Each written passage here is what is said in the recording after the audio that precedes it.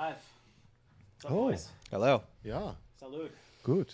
Okay, we got a German in here. Cheers. Never know what you're gonna get. Shit, I need a mic.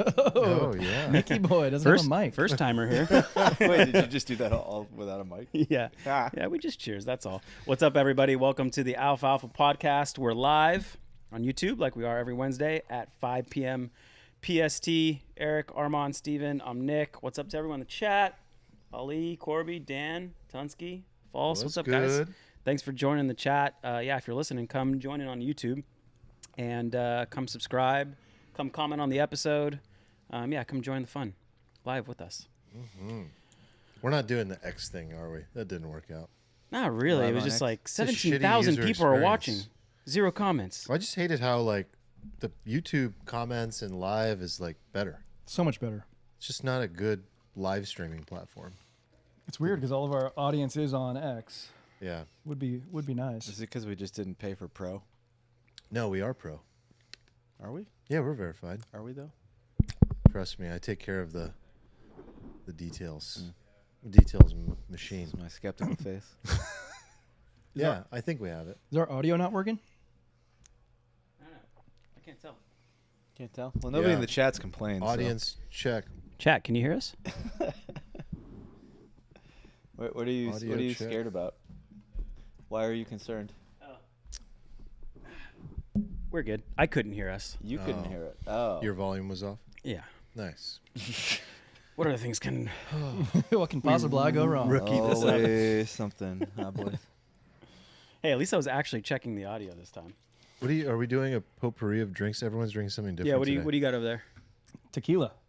Okay. Tequila? What do you got? 42. I got the Salty Crew. I'm Okay. gonna need Beer one of backup? those for later. There's only one left. Get it. Where'd they go? No, that's my That's last beer. No. What No. am I supposed to drink? That was the first come Liquor. first. Liquor, How am I Steven. supposed to Get urinate in liquored the up. middle of the podcast? First of all, beer Steven is nowhere near as good as liquor Steven. That's Give a- the people what they want. That's a fact. I mean, Is it? you do remember last week, right? I mean, I do. What happened last it got week? good. We Whistle got pick good. happened. Like 2 hours in, peak Steven. I came drank a out. lot of beer though. No. No, there was whistle pick. That's what we drank. Yeah. Plus we old had fashions. old fashions, dude. Oh yeah, Yeah, those we are good. started with multiple old fashions. Yeah, I was actually pretty drunk for that. You want me to make you one? Ali's Wait, drinking will you? kefir. Is that like good for the gut as well? Yeah. Kefir? Yeah. Kefir, I think. they Oh, call it. I had a whole bowl of cabbage today. You would have been so proud. I almost took a picture for you. Sick. What are you doing with that? Just trying to flatulate? I don't know. It was I don't know. It was on the menu, and I remember you just saying it starts with cabbage. Yeah, cabbage. You ferment the cabbage. Yeah, it's fermented. Oh, hell yeah. Yeah. That's the good stuff, dude. Yeah, good boy. What's the point? To have a good gut? Yeah, it's well, I asked a specific question to the what is he, like the bacteria PhD guy, Zach Abbott, Uh-huh. Of and ZBiotics fame. the ZBiotics founder, and he was like, jury's still out on whether probiotics actually help your gut. We just don't know. But he has a genetically engineered probiotic. Yeah, so he knows that his probiotic does that specific thing. He doesn't know that like Probiotics generally. like lactobacillus or whatever is like in Like- like sauerkraut, if that helps. Okay. Oh, I do not remember this part of the Well, conversation. We do know that his genetically enginered probiotic, his shit pre-alcohol, works. Yeah, baby. Get it at zbiotics.com/alfalfa. If you use the Nice. code alfalfa at checkout, you get 15% off your purchase. Yeah, we used it for gifts over the holidays. Shit works. I just drank one. Steven paid me back one ZBiotic today. Atta boy. Yeah. Chip away. Hey, Yeah. Lannister. 56 Gotta chip away more that to debt. go. No, I paid. I 56. gave him like a whole box a while He back. did. He did. All right. He did. God, That balloon payment's gonna be I hefty. need to hire a PR company. My reputation just constantly needs rehab for no reason. But anyway, ZBiotics, or the pre-alcohol probiotic, is the one you take before you start drinking. So for the cost of one drink, you can make sure in the morning you don't feel all those nasty feelings from all the drinks you had. I'm gonna have some drinks tonight at a little omakase. I'm excited. Oh my. Yeah, and I took you my do an ZBiotics omakase? a couple hours ago. Whoa, whoa, where are you going? No, don't worry about it. Is it I a am worried about team it. meeting? Which one? Yeah, it's a work hidden fish.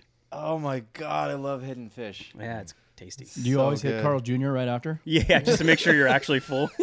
I do that all the time. The sushi fast food combo. The more expensive the sushi, the more hungry you shall be afterward. Yeah, that's a No, golden I do rule. That. I do that all the Golden time. rule. It's like omakase, McDonald's. Yep. Yep.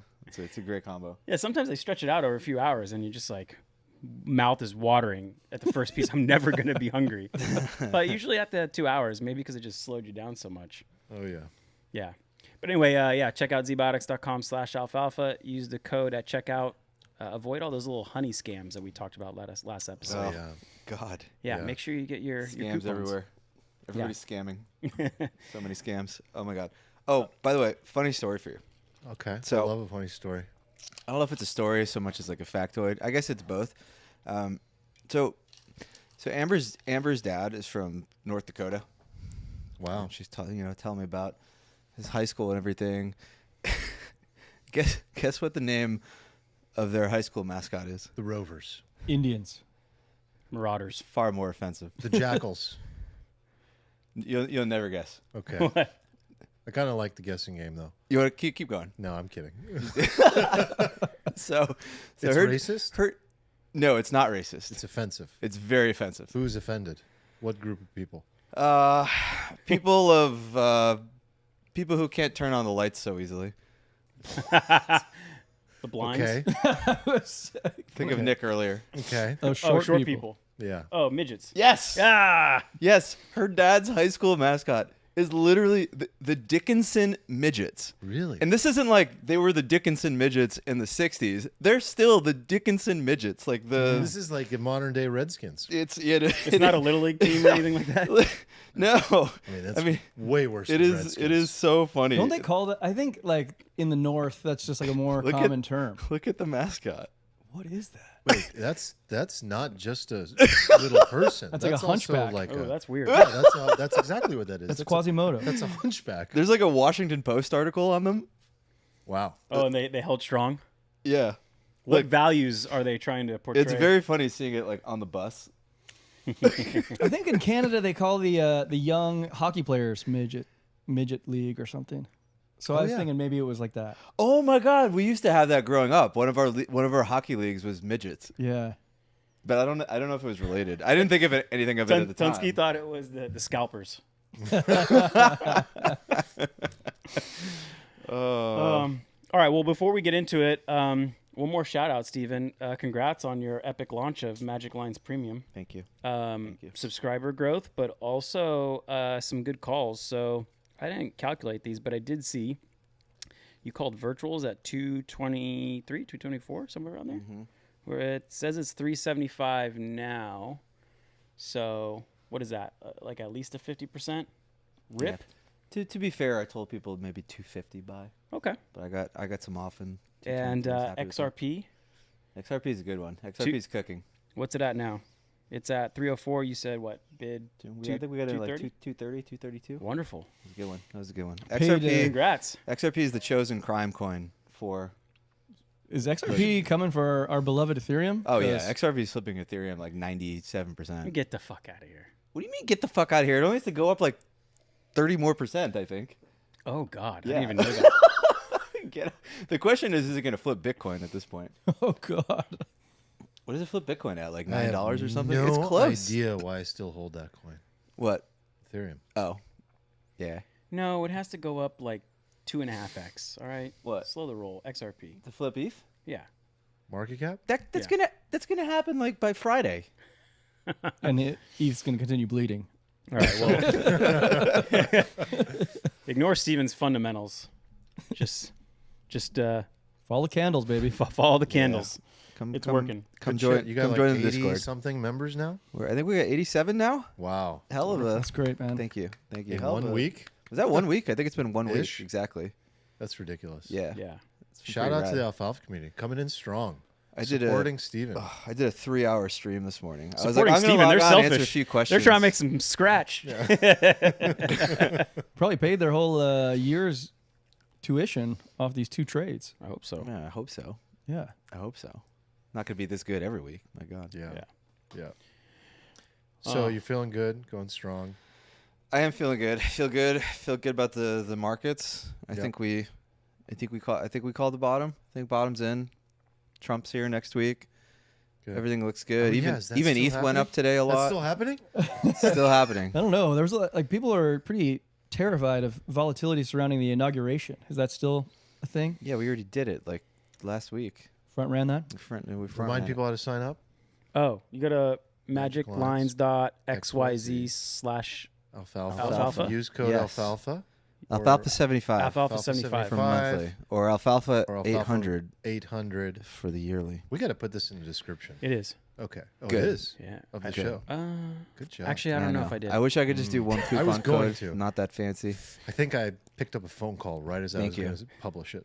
Thank you. I did last week. Might not have done this. But week. yeah, Alfalfa 75, Alfalfa 800. Make some money. Support Steven. Not financial advice. I showed people the unicorn setup this morning. Okay. It's my favorite setup. It's Mm. good. Good open loop. Is that good. Do you buy unicorn fart dust? No. Oh, No. I own that one. I was like, I'm halfway there. I heard that's doing well. It is. It is. That's good. Ron's back. Happy for you. Yeah. Ron is back. I held on. I almost let it go and it dropped down to like 50 mil. But he's back with a vengeance. Never let go of a fart. No. You've got a diamond Danis. No. I did. I did. The taint is did. golden. Diamond Taint. I did take profits out of Fartcoin. Wow. I'm free rolling. Damn. Yeah, You feels finally, good. You finally let it go, huh? Well, I'm just like I didn't need to sell much to like take out all my Couldn't hold initial- on to it anymore. Yeah, no, I'm in with I like see what Steven's doing. feels good to just Trying to let it create out. cognitive dissonance. Yeah, I my Fartcoin prediction pulling it completely out of my taint is like 10 billion. So I'm gonna let the rest I think roll. we need to come up with a new we need a new wager. We do. We do. It'll I don't know. It'll come to I us. don't know what I'm bullish on though right now. Like for not, the rest not of bullish the year. on farts. Sounds like farts. No, for 6 months, but I don't think it's gonna win. Going to all the way to December 31st. I mean, we do have. we can just have quarterly bets. I do want to follow up with the community here. I did fulfill my end of the bargain. We booked our dinner. It's Oh, on the, wow. It's on the calendar. Yeah, you did. I actually Hold went ahead and invited the homies too. So we have a 10-person men's night dinner coming up in a couple. Do they of know weeks. it's because what is it? Pepe beat Doge or no? Doge. They beat- know that I said in the thread I'm taking Steven to steak dinner. I owe him a dinner. Do you guys? I'm wanna coming come? back from Vegas like 4 hours before that. So No, we booked a different day. Oh, you did. Yeah. Okay. Thank you. Yeah. Thank you. So you're not going to be covering the bill for everybody. Well, depends how Fartcoin does. Dude, Steven, all your love made me a little jealous. I went back in the mailbox money channel, visit my 4 followers in there. Oh, you did. Yeah, I promised them an update today, Nice. a market update, I would love to hear that. an apartment update. I have my research here. Look at this. Oh God. he's So got did you get your notes. I have my distributions? binder. Did you get your like? Oh yeah, quarterly I mean that was distributions? the reason why is like January 15th. So the 15th following the last quarter is when all the mailbox money gets deposited, and we call it Freedom Day. We have a little text thread, Happy Freedom Day, and we all message each other.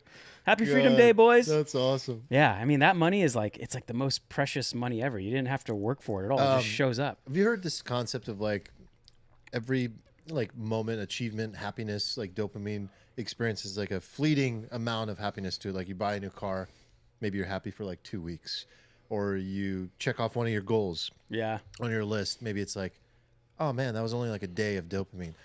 How long do you get sustained happiness for from Freedom Every Day? time.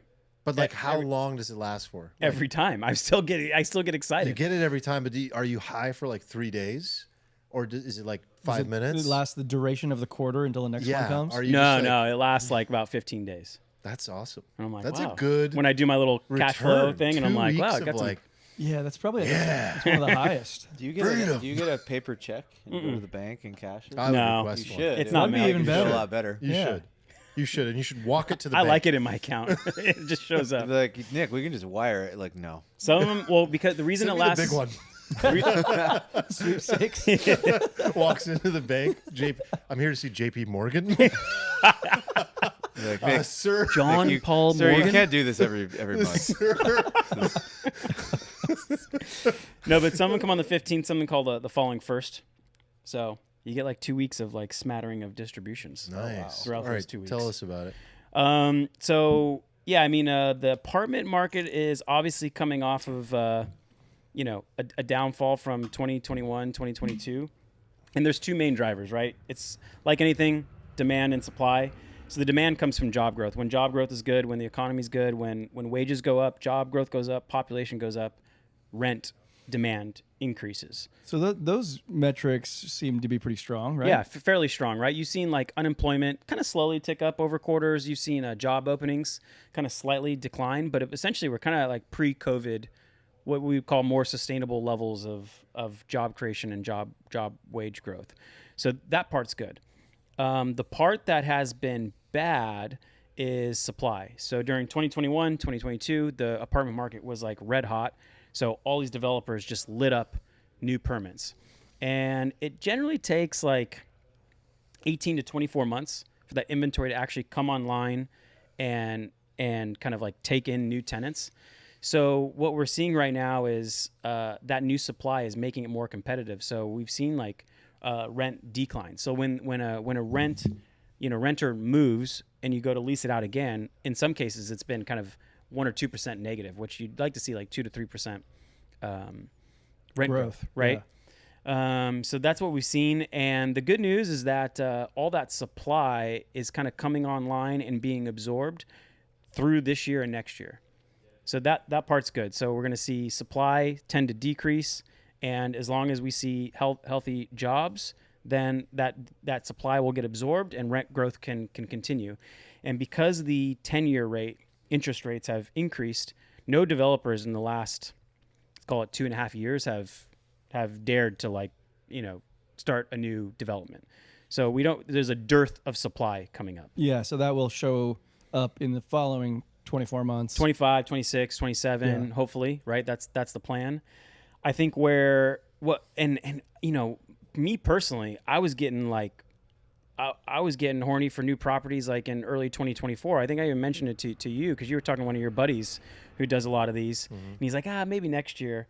And the reason is because interest rates had gone up. So all these adjustable rate mortgages, not only do people do them on their personal residences, but so do, general partners who acquire apartment complexes. And the idea was like, oh my God, these guys are going to have to refinance these adjustable rate mortgages and they're going to be upside down the property. Well, it turns out the banks don't really want to have to deal with that either. So they've been doing a little extend and pretend is what they call it. Like let's give you more time to pay off this loan, and we're just going to pretend that everything's okay. And in 2025, when rates go down, we're all expecting rates to go down. Everything's going to be okay. Even the late Sam Zell said, "Survive till 25." That was his kind of shtick when he saw all this thing coming down. Legend, right?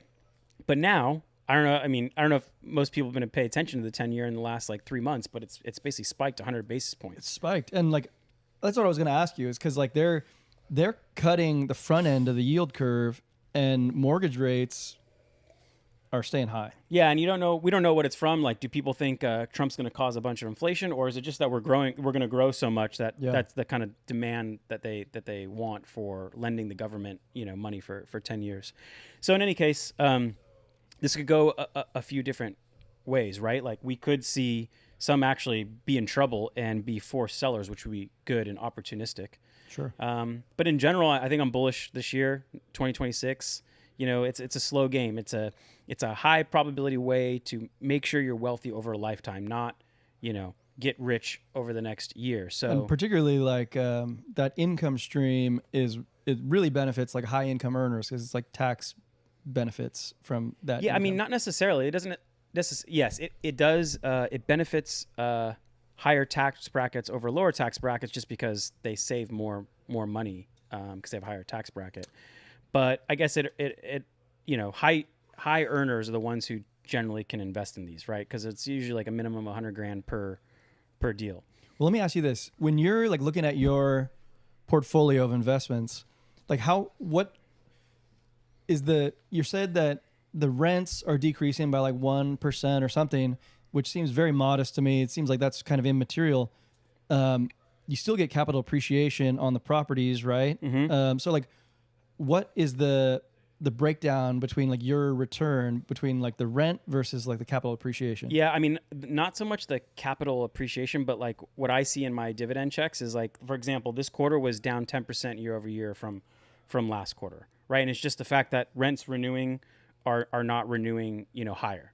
So that I think it peaked in like late 2022, which was like I couldn't believe how much I was earning late 2022 from how much I invested. I was like, oh my God, my cash on cash is kind of ridiculous. Like, and I never been through a cycle before. So I was like, okay, it's probably going to come down a little bit. But so I've seen 2 years of like down 10%. And I think it's important to know that like, if you're going to eventually, rely on this income as your way to live, you have to like be okay with like a 20% decrease over some amount of time. Right. But from a buying perspective, I think it's a good time to be opportunistic, because let's say you want to put a couple $1 million to work. You can't do that in like 3 months. It's not like buying a coin or a little liquid stock. You could just put it all to work and buy the index, right? These deals, good deals from good general partners, come one every few months. So you kind of have to start now. And what you're trying to nail is the cohort, right? Kind of like in VC, there's certain years where they were investing where it ended up being good cohorts. The vintage. Yeah. Vintage is probably a better. So we want a good vintage. We avoided the 2021, 2022 vintage, and the 23 vintage. I mean, we haven't really done, I did one last year in 2024. So luckily we avoided all the garbage. And now it's like, okay, let's cherry pick. If one comes from a forced seller, we're going to buy that. And, yeah, maybe it's time to actually expand and look for new GPs, because we just washed through all these shitty GPs who used adjustable rates and, underwritten like greater returns than they could actually deliver. So a lot of them got washed out. There's some great articles out there of just guys who just burnt up hundreds of millions of dollars. And you're like, great, get them out of here. And the people who exist are the ones who survived a cycle because they made like prudent, decisions on what type of debt to take. Yeah. And so now it's time to like start talking to these GPs again and be like, hey, how'd you do? Let me see the returns over the last 3 years and start firing them up. I'm excited to see how this unfolds throughout the remainder of the year, because survive to 25, we'll see how that plays out. Like it maybe survive to like 26, 27, right. who And knows? then maybe you get kind of like a flush. That doesn't rhyme. No, it doesn't. It I'm doesn't. not cool with that. But it might might make you money. So, yeah. Anyway, that's the update. Cash on cash is like, slightly decreasing every year. But if you kind of take that as like a chart, you generally want to start putting some chips. Aligns timing wise for me, because this is something I haven't done, and I need to crystallize the plan more. But like when I look at risk returns and like my portfolio allocation, like I'm in a very aggressive accumulation phase right now, right? Yeah. And so it's like from Farcoin on one side of the spectrum all the way to multifamily on the other. Yeah. The way I look at it is like Farcoin and all that really aggressive high risk stuff over to Bitcoin over to index. And I always want to maintain some index because I think it provides the liquidity. You can borrow against it to buy a house, which I learned last year, and it was pretty illuminating for me. And then without selling, and then I would say the next step after that is to like waterfall into multifamily. Yeah. So once you make that's some the money way I with look at it. Steven, hey, make some money with Eric. You can come over, sit at the big boy table, and I don't like. Maybe I'm a boomer, but like I don't fully get the point of it. What do you mean? Investing in apartment complexes? Yeah. You don't like tax-free wealth? I mean, you could just log. You live in California. I don't know if you know this. Well, you could just log wealth tech stocks, right? What? You could log wealth tech stocks. Log wealth. What is that verb you just? Oh wow, dropped? you guys are not. Are you talking about compounding? I don't understand. Okay, so log wealth. There was a funny debate years ago on crypto Twitter with Suzu or Degen Spartan and some other people, and Degen Spartan was just railing against passive income people. He's just like, you guys are fucking stupid. Like, who cares if you get a check in the mail? Like, just log wealth, right? Like, so just exponentially increase. Compound. Literally. Compounding. That's what this does. When net operating income comes up, keep in mind, this is one of the very few businesses that it's like standard to operate at 80% leverage. right? Like you're only putting 20% of the capital, maybe 30% of the capital, and the rest is leverage. So when you increase the net operating income $1, the value could be $2 or $3 more. And so when you can refinance debt out, let's say you've increased net operating income, your value is 50% higher, you can pull that 50% out cash free, go back to your 80-20 like leverage, and then use that money to invest. And that's how it's like compounded for me. And the thing is, it doesn't compound immediately, right? Because it takes maybe 3-4 years minimum, bare minimum, to see that kind of growth. Yeah, you wouldn't refi until like a certain number of years go by. You got to improve the business, right? Yeah. If you treat it like a business, then you can refi out and double up. And so I look at the ones I've done there, my cash on cash is like amazing. Plus there's still capital appreciation. So what do you feel like your IRR is exactly? I think it's like between 20 and 25%. I've only had 2 ones actually fully sale, one at 42%, one at 17%. The one at 17% was a clusterfuck. Is that like a tax adjusted number, or is that just like raw? It's tax free. Yeah, that's what I mean. Because like if you were to get that, so tax adjusted, double it. Right. Because if you're going to get that kind of return, doing a game I do, right. like I'm paying tax on that. Yeah. What you're doing. I'm just saying, like, I'm wondering, like, so the easy mode trade is like you just buy VGT, right? Basically, right, which is like the Vanguard technology ETF, which just buys all the tech shit. And presumably to not sell it either, so taxes are like whatever. So it's just a question of which of these things compounds more, I guess. I feel like I would like doing what you do if I was like way richer. No, I mean I agree. Like if you look at it on a annual basis, you could say, oh, my stocks compound annually, right?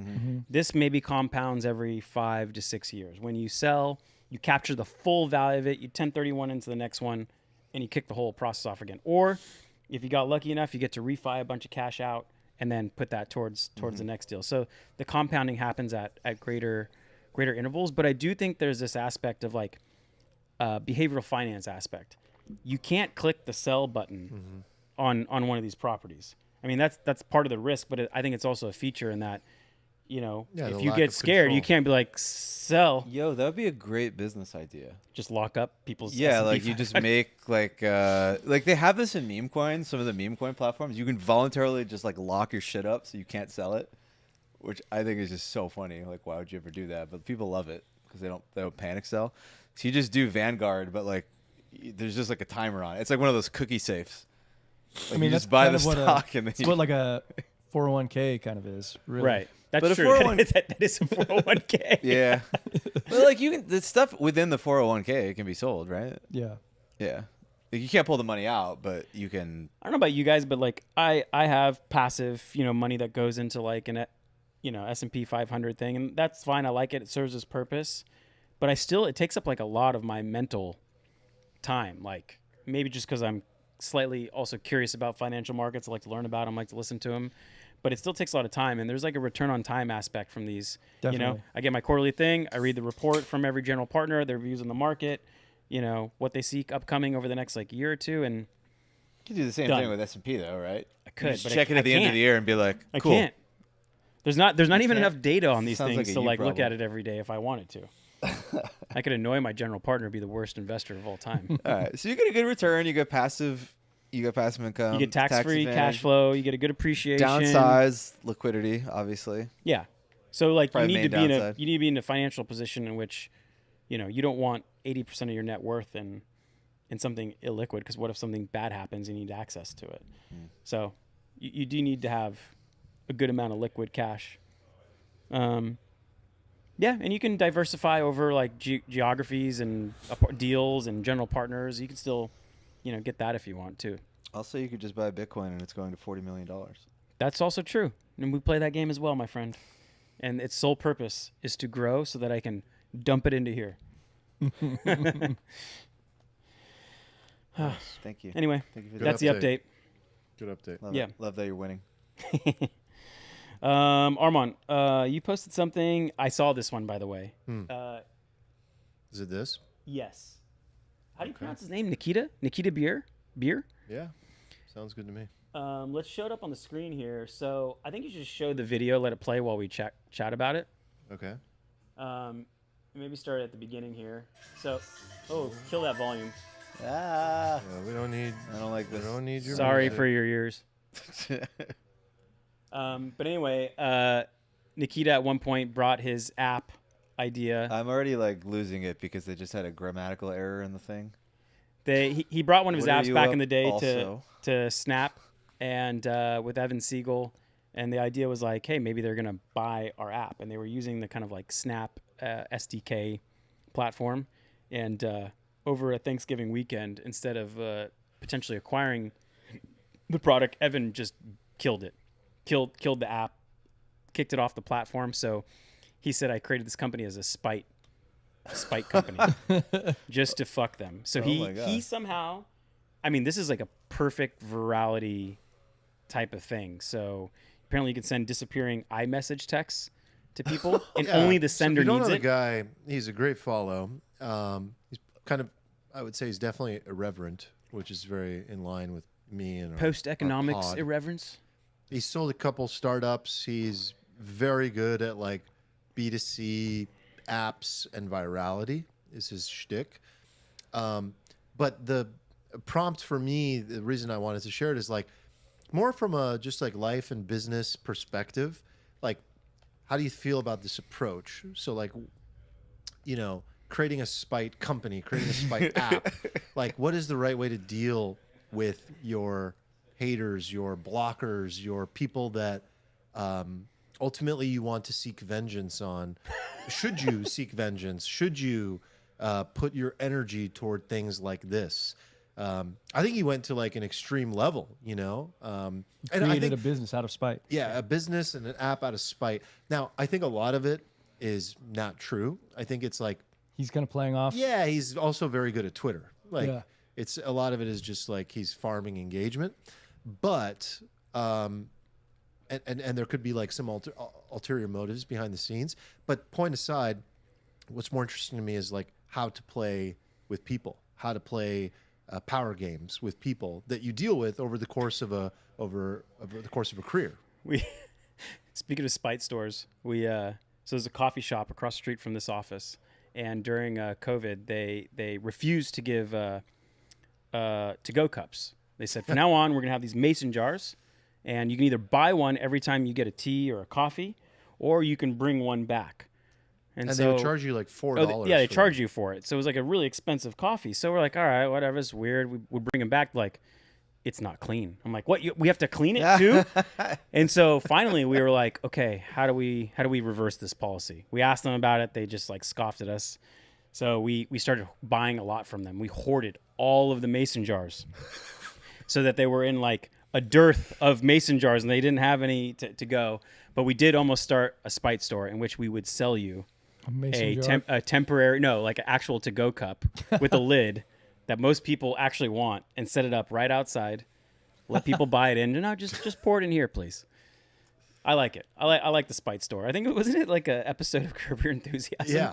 Yeah, for sure. What was that? How to go in The Curb. coffee shop? It was like Joe's Coffee or Yeah. something. Yeah, Java Joe's. Java Joe's. Java Joe's. That was a great episode. Yeah, I mean, I think about like how you spend your energy. I mean, an app is an app. An app isn't so, an app can become a company that gets acquired, of course. An app can become the next Snapchat, don't get me wrong.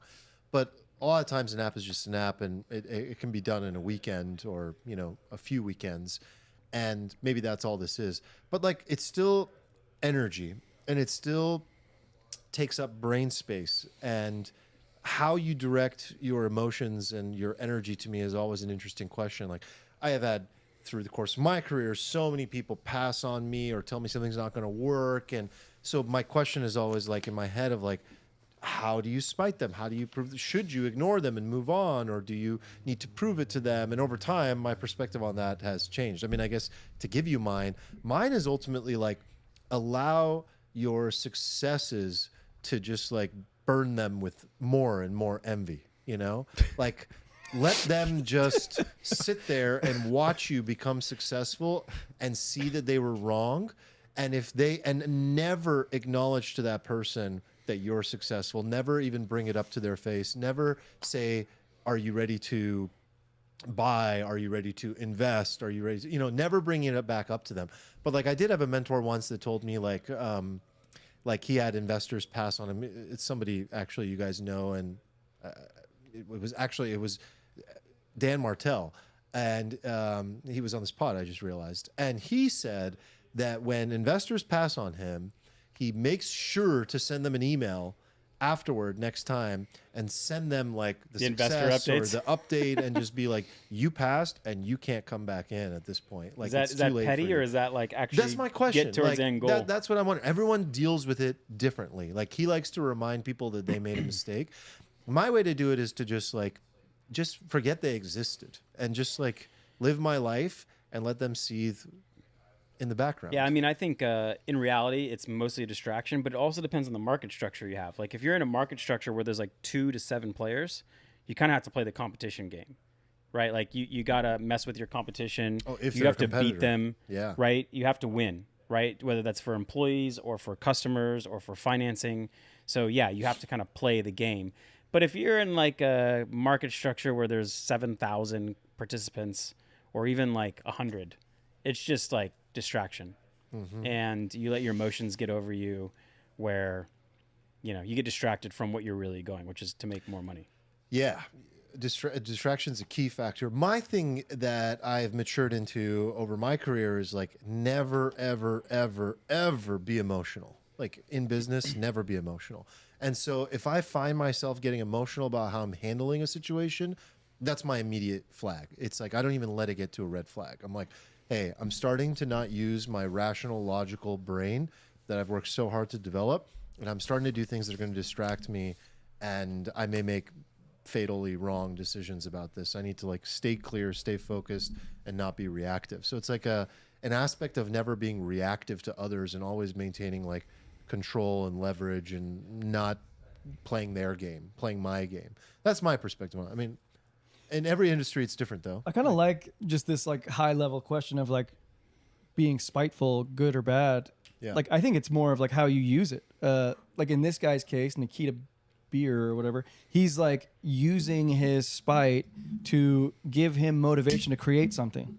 And whether that's successful or not, that's pretty cool that he's like using that and channeling it.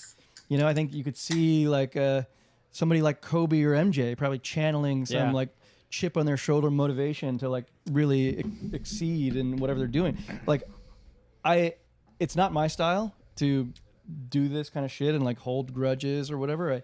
I think there's a quote that says like it's related. Resentment, right? On resentment, it's kind of like spite. Resentment is like a poison, but it's only on yourself. Yeah, Only exactly. like anger. Yeah. And I think like spite, it doesn't have to be like that because you can actually use it as an asset if it motivates you One to of do the something. greatest. There's different motivators, right? And I love the direction you took it because it's where I ultimately wanted to take it. It's like you can be motivated by like a great purpose in life to do something great, and you have a vision. But you can also be motivated by like your failures, your doubters, your competitors, people that want to see you lose. And I think that some of the greatest athletes and creators and visionaries are motivated by that energy, and they transmute it into something really positive. I am very much fueled by that energy in many ways. I have the big picture vision. I know what I want to do with my life. But also, I'm extremely competitive inside, and like that fuels me to do certain things that are driven from a deeper. There's actually like a fierce competitive anger there, right? And I think that can be used in a really good way in competitive landscapes, in particular. So like I'm with you. Like I think it's just like how it serves you. If you look at it, yeah, MJ or Kobe, perfect examples. Like when I playing soccer, like. I don't play anymore, but like really, I sad to say, but like until a couple years ago, like if a player on the field started to fuck with me in any way whatsoever, I played my best game. It was like never fuck with Armand kind of player, because as soon as someone tried to one up me or give me a little something, I just turned on a new gear. And so like there was actually a phase when I lived in New York where my teammates would like intentionally make shit happen. Because they saw that in me, and they'd be like, "Dude, I think that guy just like fucking said something." You hear what he said about you, dude? And like I would fall for it. I'd fall for it, and sometimes I would be like MJ. I'm basically MJ. And, Whole world like knows. I would trick myself into it. Like seriously, I would trick myself into be like that motherfucker. like, and like use that to win the game, use that to score a goal. Yeah, So I think it's very like, powerful. if you're self-aware enough to take whatever motivation is and channel it in the right direction. Like we but you dodged can self-destruct. totally. if you We don't do it dodged right. a bullet. So one day I see from an old friend, I see a few missed calls and a bunch of text messages. I'm like, what the hell? He's like, is this your landing page? We've sued 3 people and won, and you need to call me immediately. I'm like, what the hell's going on? And so I call him like, hey, bud, what's going on? I haven't talked in a while. And he's like running on the treadmill yelling at me. Like, you think you can just copy our landing page and like get away with it? You can't run and gun anymore, man. You're playing with the big boys. Like, and I'm like, what is going on? I'm like, can you send me the landing page? And like, I guess one of our media buyers like took his template or whatever, copied some of the text over, and he freaked out. I'm like, dude, we're friends. You could just be like, hey, when someone took this, and I was like, yeah, it'll be down in like 20 minutes. It's not even that big of a deal. Okay, so that happens, right? 1 week later, my business partner sees that they did the same. Like Stole a week one of later, your landing the pages. whole funnel, like word for word, pixel for pixel. Probably forgot to, probably even used our own terms of service. And I told him about it. We took it down, whatever. And then he saw they copy, and he was just red hot fuming. He's like, we're going to start the same product. Like we were working on different products. Like it wasn't the same product. Wait, but so was that a mistake, or did he actually copy yours in response? in response, even though we took it down within 20 minutes. And again, we're not even marketing the same product. Completely different products. Totally different categories, It's like different how customers. the Hatfields and McCoys started. I think. Yeah, and so he's like, fuck him. We're going to start the same product and crush him. And I'm like, all right, let's give it like 30 days, and if in 30 days we still feel the same way. But it's like a category we would never compete in. We don't have the strengths in, and luckily This is where it gets too emotional. Right. And it could who knows? It could have gone the other way, where like it just fueled everyone to like. There's one. Go ahead. Like, how does this story end? Like, is he still running that landing page, or He sold the company actually already.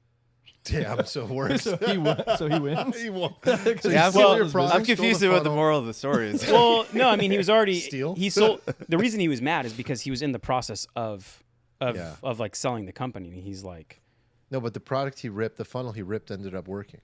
oh yeah, Oh boy. I don't know. I Yeah.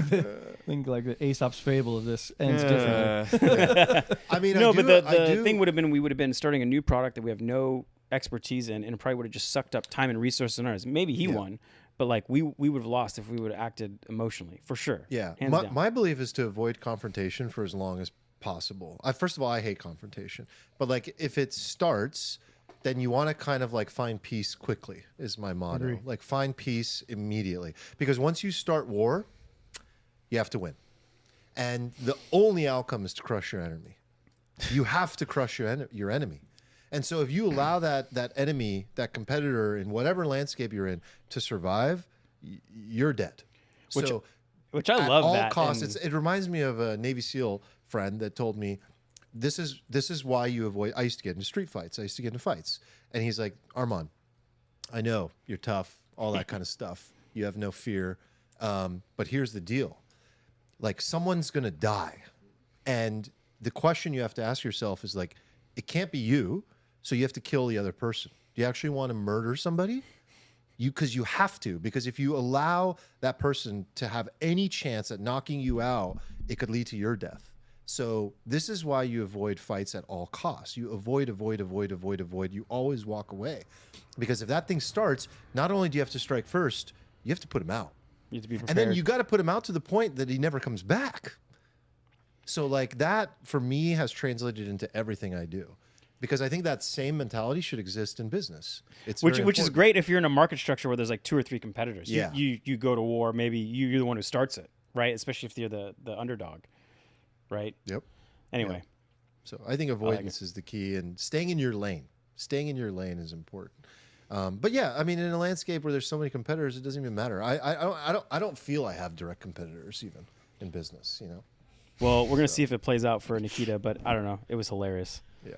I have to duck out early. Can we talk about our main topic? Yeah. Is that okay? Yeah. Move on to? Yeah, let's hit it. I think that's empty. I don't know. This is just for show. Test I don't it know. out. Ooh. Or are you gonna pour Grab some? the 42. I was just seeing how it felt. All right. Grab the 42. Come on in. Settle in for our Have some whistle pig. for our headline topic. I had some whistle pig. I'll have more whistle pig. All right, what do we got now? Let's see. Do you wanna pull this up on the screen because there's a few things to kind of explain. What are you alluding What to? we're going to talk about. We're going to talk about. What are we talking about? So the title of the episode was bias check. Are we trading the tyranny of the government for tyranny of the technocracy? Technocracy? We should have done tyranny of the bureaucracy for the tyranny of the technocracy. Yeah, that would have been better.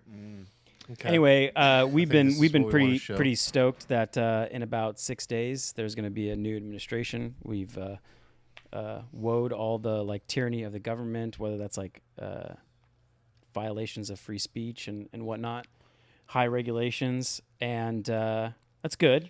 But Steven says maybe we should check our bias because we might be trading this off for something worse. So anyway, this is one of the tweets that might kick this off. So this is at Morgoth's Review. The Joe Rogan podcast has become a sort of absolution booth where elites go or undergo 3 hours of ritualistic bro talk before being born again as the common man. And go to the next one because it pairs with this well. Oh, there's a second one in that card. Scroll down.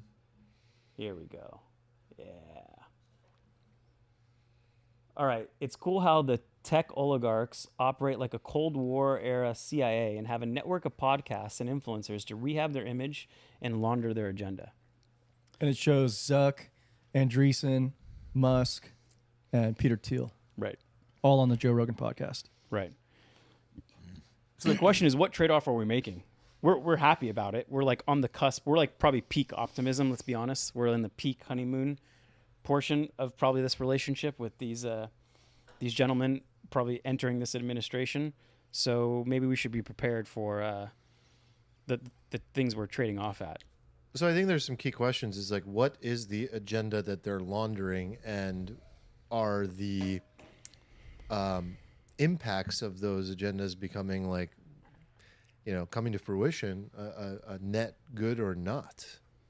That's really what this is about, right? Because ultimately, and that can be a bias. That is where the bias exists. It's like, do you believe that your agenda that you have a bias toward is propagating and moving forward? Right. If you thought the left was bad, and now we have like the right in, and that's good. Should we set one of the bookends? Like, what was the extreme end of this argument? Right? It's like, if I try to put myself in that position, it's like, well, at least the government is like for the people, we the people, right? And these people are kind of for themselves. They want to eventually control and own everything. And in reality, at the end, they're going on these podcasts. They're like gaining power for their own good. self-interest. That's a like, if I had to... Rich getting richer, billionaires, being able to push their agenda, gaining control of power, having a mainstream access to the new media, and ultimately they have ulterior motives that are not aligned with the common good while of the common trying to convince people. you it's for your own good. Yeah. And I think there's absolutely an argument for that. Like, my opinion of Elon Musk has shifted a lot in the last month, 2 months. I think there's a lot of flags that have come up. Where he pretended to be a talented gamer. Yeah, did he pretend Wait, that? hold on. Oh, Is you that- didn't see is that that? not true? He's not top 20 in the world in Diablo? Okay, so fact check me on this, but I'm pretty sure some scandal broke where he was just having some guy like level his account, and he's like not actually. Which sounds Which reasonable makes because sense, like you're fucking 'cause busy, I found dude. it quite unbelievable at first, but then I was like, maybe. I believed him because I was just like, holy shit, this guy's just I good mean, at I everything. believed that he was like a top 1,000 player, but the fact that he was like top 20, then top 1 in the world was kind of weird. Okay, that's part. There's also like a sadistic play he could play with this, like where he's scheduling his tweets. Because like I saw one Twitter person, I don't know why they wasted their time on this, but they like plotted the times of his assistant tweets, and he was like, Doesn't he was sleep. like, apparently he doesn't sleep because there's literally no point at which there's more than 4 hours of non-tweets. I mean, I buy that he probably only sleeps 4 or 5 hours. I could buy that too. I buy that. Yeah, but I anyway, could it's also like, buy that he plans them. maybe he's like, yeah. hey, gotta- it's I don't part of think my there's anything persona wrong with where I'm this scheduling. super productive, but also like. Didn't people just use like TweetDeck before, and then would Yeah. like you'd post every 4 hours? Oh Like, yeah, it's not that big of a scheduling deal. is like a thing. I think no. So it's not these like small things. It's more like I just think he's been a little wonky lately, and he's like letting the power get to his head. Yeah. He's, So he's having some weird takes, and He obviously doesn't have the time to think through everything. Like, yes, he's a smart dude, but like, you can't be right on everything. And he's moving a little too fast and, getting a little too close to the sun. Yeah. Anyway, I think like if you kind of try to bolster this like opposing view, it's kind of like, privatizing. They're trying to privatize all the options and giving the illusion of choice, right? Mm-hmm. Is where you could try to make that argument. Can you make a better argument for the other side? Like where the technocracy is worse than the bureaucracy? Yeah, kind of, because it's the whole reason we created government in the first place. Like the whole reason we created government in the first place was because there are these sort of like powerful entities in the world that would just sort of like oppress people, and we thought it would be good if we created a system where these like entities couldn't just oppress people. Like in the old days, it was just people rolling up and killing everybody.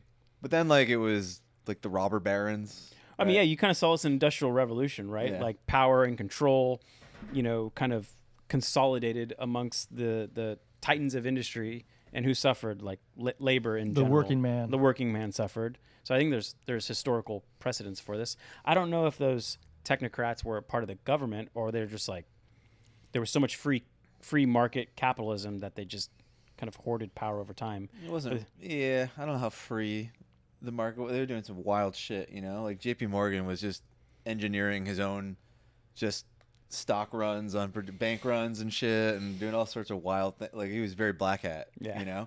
So not super. I mean, I guess it's free market in like a really, like anarchist kind of way, Right. But like that's not good, I would argue. I mean, I think one of like if we try to get specific, like what could happen bad that we maybe in retrospect wouldn't like to have happen. And I think the easiest one to think about is, okay, we're very pro technology, we're pro growth. So let's say AI takes off in the next like 2.5 years, and we just see the just hollowing out of like the working class from it, without regard for retraining, reskilling. Like that's like a very strong possibility. Yeah, And these so guys are all you would blame that on the accelerationists, technocracy, right? They're Totally. accelerating technology. They have their bags. Mark Andreessen's been very transparent. Hey, we've invested in a lot of crypto companies, and these crypto companies were dead under Biden. They failed. They can't go anywhere. Yeah. And I looked at that and said, well, I guess I'm voting for Trump. I mean, that's literally almost verbatim what he said. I'm paraphrasing, but it's very close. Yeah. And so he's not being shy about this is my political position, but he's also brought up like all of the nonsense, all of the wokeism, all of the cultural socio impacts and all of that too, and said like that doesn't work either. And free speech is really important, and obviously the debanking is really important, and all of this is really important. So we're betting on accelerationists and techno optimists. At the end of the day, though, it's all representative, like oligarchs, bureaucracy. It's what the people want. These people are in these positions because people want to hear them, and they're helping initiate change that is representative of what currently the majority wants. If that changes, well, that's the power of democracy. Like, yes, it's always representative, but it can quickly shift. Now, are they going to play certain games that might make it more difficult to remove them from power, just like the bureaucracy did? Absolutely. Nobody wants to give up power, and power only goes one way. Like, they're not just going to be like, well, oh, you're not happy with these policies? Okay, yeah, maybe we'll give it back to so-and-so. That's not really going to happen. So the danger is that power gets to their head, they start moving too fast, maybe they start forgetting about the common people, and they're like, don't worry, this is for your own good. Don't worry, free speech is, we're maintaining the things you really care about. And people are like, no, wait a second, there's things I care about that you're no longer paying attention to. And they take a stranglehold on power and become very difficult to give it up. I mean, like Mark Andreessen is a venture capitalist, and apparently he's been spending, I think he even said, I'm spending half my time at Mar-a-Lago. Yep. Like, he wouldn't do this unless it had a positive ROI. Like, while I believe he's pro-humanity and wants everyone to like grow and be prosperous, but like, let's be honest, his job is investing and managing a portfolio, and it's his fiduciary duty to do what he's doing, which is spend half his time at Mar-a-Lago. So he must be seeing a positive ROI. Also, I don't know if you guys heard this, but just yesterday, I was like in the car, caught a Bloomberg headline that ByteDance is thinking, okay, we're going to get TikTok's going to get shut down on the 19th. We're exploring a sale to Elon Musk. And it's like, why him of all people. He already owns a social media company. Why not Mark Zuckerberg or any other entity? And they're like, probably like, well, Elon's close with Trump, and this is going to have to get approved by the Justice Department, and this is most likely to go through. And so you have these technocrats that are close to power. And I mean, that would be an amazing come up. TikTok has like 2/3 of the profit that like Meta does, and it's growing faster, but it would probably trade at like, I don't know, 1/10 of the valuation, a 1/5 of the valuation. I don't know. I was looking at these numbers too. Huge recently. come up. Huge come up. They have like 1/3 of the users, but the same revenue as Meta, Right. wow. the company. Wow. They monetize amazingly well. Side note: the only one of these I really don't buy is Mark Zuckerberg. Like, I think he's completely like just playing the game. I think the other ones have deeper convictions. Peter Thiel. Yeah, he's so hard to. He's I so was hard like, to read. really, Zuck's the one you picked? He's so hard to read. That guy is off. I mean, he seems at least like 25% evil. Yeah, So For sure. I'm surprised you didn't pick him. for sure. I know the least about him too. as well. I could genuinely believe that Zuck was kind of like a right-leaning sort of guy, built the company, things get crazy, he was like pressured by the guy. Like, it's like believable. I don't think he has any balls, but like, is he like a complete liar? I don't know. I actually kind of prefer that one, even though I don't like some of his decisions, and I don't think he's like being honest. He's more predictable, right? Like he's clearly just doing what's like maximum value for his company and his Absolutely. shares, and it's like that you can predict. He also seems to just He's be a trying rational to actor. maximize the value of Meta. Yeah. Whereas like Elon and Thiel are clearly trying to take over the world. Right. And I don't know, Andreessen's probably doing something sneaky as well. But like Zuck just seems like he's hanging out on his farm and making Meta, He's just Yeah. a little late to the game too. doing jujitsu Like, or some that's all. shit. Like he doesn't Yeah. seem to be like doing crazy, like scary shit. All right, what else? Anything else So- on the like far end of this argument? Because then I want to get what you guys really think. Like, what's your actual take Trying between? to like, steelman this case. Yeah, of course. Like, I don't if think we're there's a gonna lot of bias check, we there's should. There's not that much steel manning. It's. I mean, Armand touched on it, right? Like, actually, you said something earlier that I think was actually the problem, where you were talking about like, well, because like we trust them, it's good. That's like kind of the problem, right? Because like this is something that a lot of people on the left do, and they like say like you saw Trump get kicked off of X, for example, and everybody's like. Or I guess it was Twitter back then. Everybody's like, this is such a good thing because this guy is bad and I don't like him. And it's like, yes, but you have to zoom out. You have to think about the sort of like structure of the game that you are enabling. And what would happen like if it was your guy, like if Trump was in office and he was just throwing your guy off Twitter, right? So we can't just like be like, oh, these guys are cool because they're doing stuff that we like and it's good for the humanity because it's kind of like an ends justify the means kind of thing. The problem at its core is like, how do you build a societal structure where you don't allow power concentration in the hands of people who are like outside? They're outside of the vote. Like they don't answer to the people in a particular way. And like right now, this is like a reaction to the bureaucracy, right? We have this like giant swath of government where these people just are not answerable to us, right? And that's bad. This is like the same thing. At least in this instance, they're sort of like pleading their case in like the free marketplace of ideas. They're going on podcasts and stuff and Right. talking, which I think is better. I do think this is better. But like you could definitely see how this really goes off the rails pretty And quickly. off the rails, meaning it ends up in the same place where you just have power concentrated in. Yeah, the hands of the few. you just live under a different kind of tyranny that you can't necessarily vote your way out of. That's like the scary.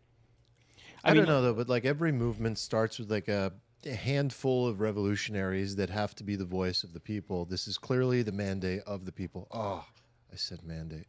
And like it's happening. And so like the people that have the courage and the balls and have the ability to communicate the ideas representative of what's been going on in society are out there doing it. So if I'm now taking the other side of it and trying to look at the positive, it's like, well, if they're not going to do it, who the fuck is? And if they weren't doing it, would we be where we are today? No.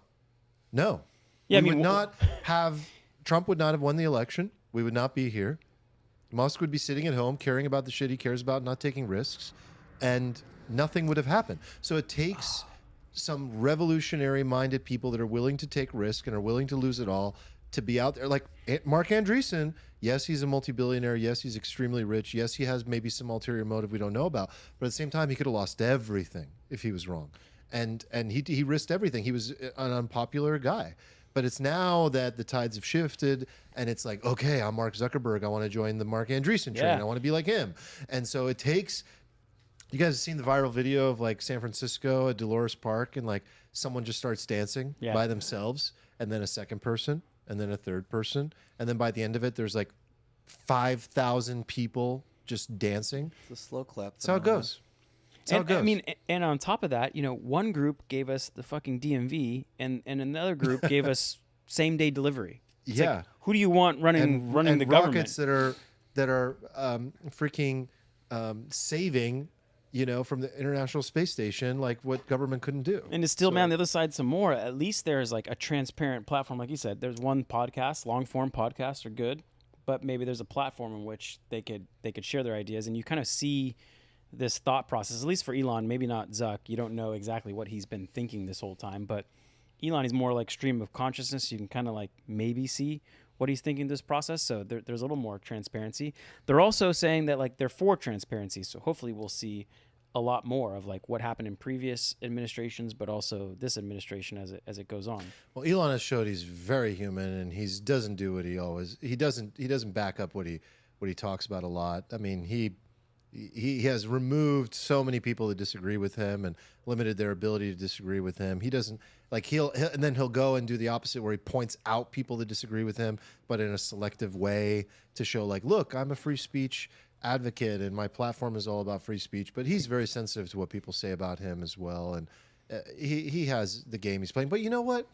It's all relative. It's like it's his platform, just like it was Jack Dorsey's.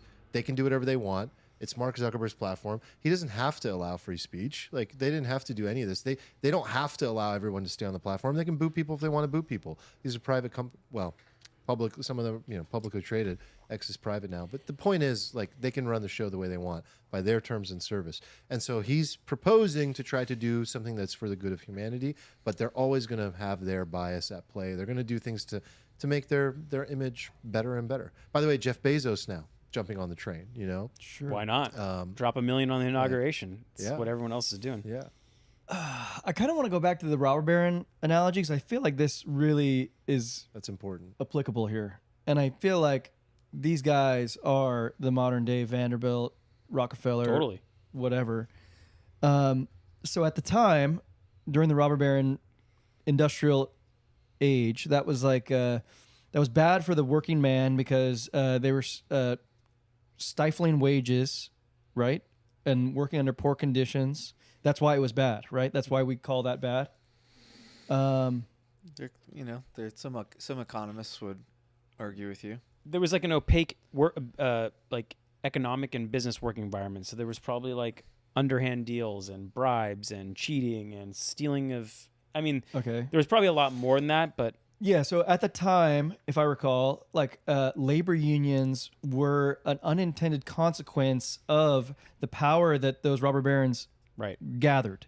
Like they fought, like the labor unions fought against the robber barons and all their power.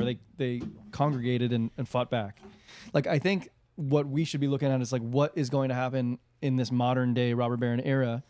And like Nick alluded to, like AI displacing modern workers. Like, what is going to happen under this And scenario? will they actually help with retraining? And I think like what I'm actually thinking is like, is this inevitable?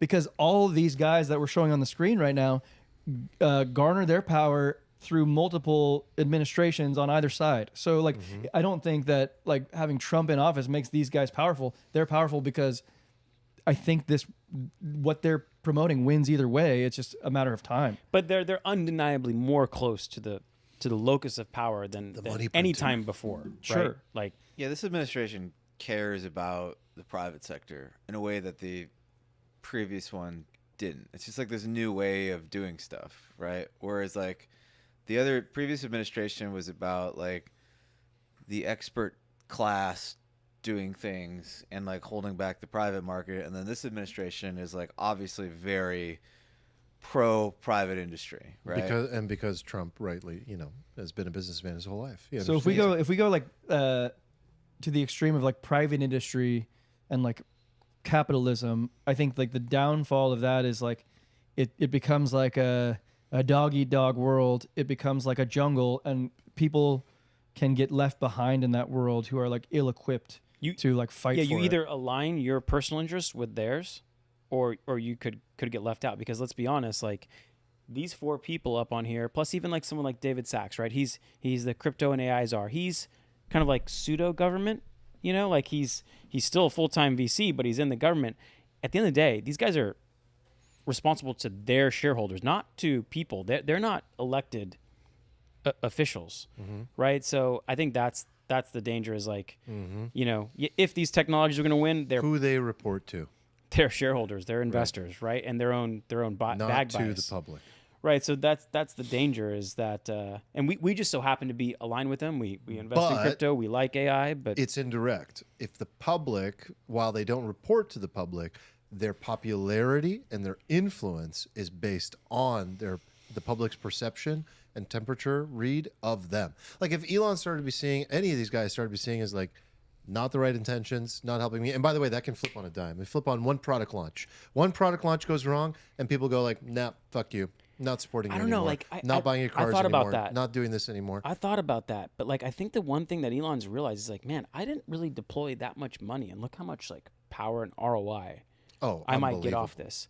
And if you notice during what was it, debt ceiling debate, like Elon was like, we shouldn't approve this bill, and all of a sudden just the entire house fell in line before the president even said anything, because they realized he's the number one funder now. And not only will he fund, but he'll go to bat for you. He'll use his social media platform. I don't think it's to the boost funding. you. I think it's the influence. Okay, but either way. Okay, so in your case, if he loses the influence, then he loses his like number one, weapon.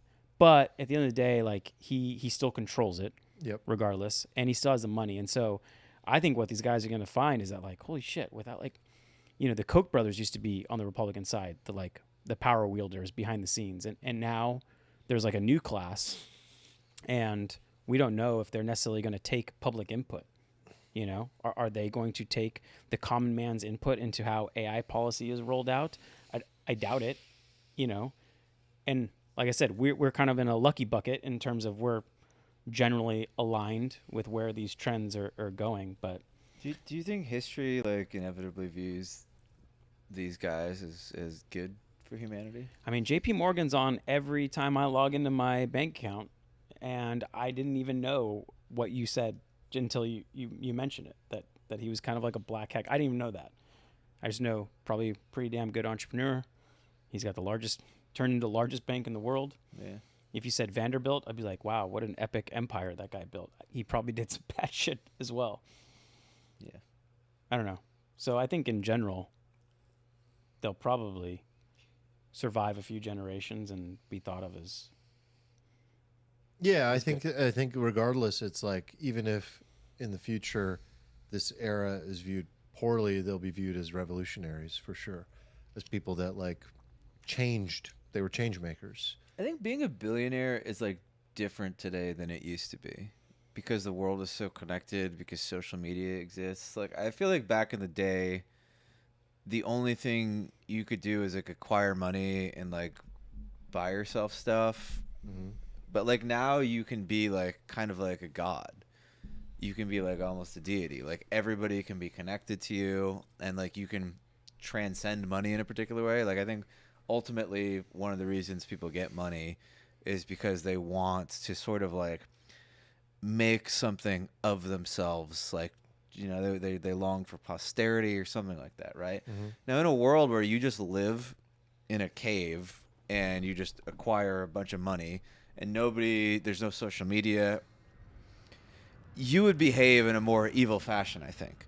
But in a world that enables you to like do like good per se and get all of the laudits of like everybody and to like become this person who's like this Jesus type figure, there's like a different incentive for billionaires in the modern world. Like I think they have less of an incentive to be evil actually than they used to. You're talking about incentives, but I think part of it also is the transparency that exists at a baseline level because of the amount of eyeballs and exposure on every action and everything you've ever said creates a positive reinforcement. Like, I am much more or less likely to screw people and make bad decisions because of the transparency that social media provides. Like, you could be the Vanderbilt in a cave and just focused on making money, building your enterprise, and funneling money to politicians to get what you need to continue making more money and develop more power and influence.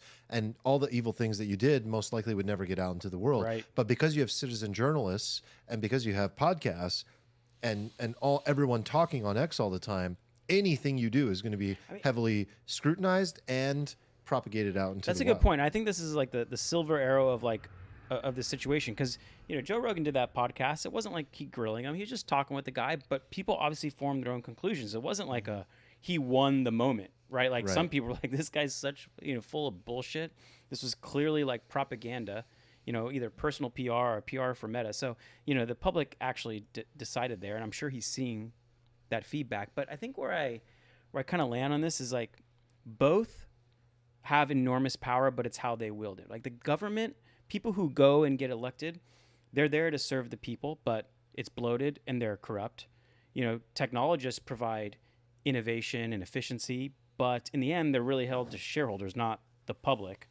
So it depends on how they wield the power. And the difference maker is like, do we, the public, can we collaborate with them in a way? Not necessarily, I don't know if we can hold them accountable, maybe in elections, but like, is there a way we can like either publicly shame them or collaborate or participate in the process? Because you have to have this pushback against how they wield the power, because both parties have the power and have their trade-offs. Agree.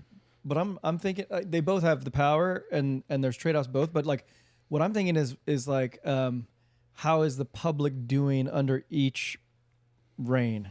So like the common man under the previous regime, we saw how the common man is. I see like a wide wealth gap. Life got worse. I think the wealth gap gets even wider under this under this new regime, with like the technocrats leading, and I don't think that flows down to the bottom rung of the. Can I ask populace. you a different question? Because I don't like the wealth gap argument, but Okay. I like does the base, the minimum layer, does it rise up? So Right. if I pose that to you, do you think it's kind of same situation?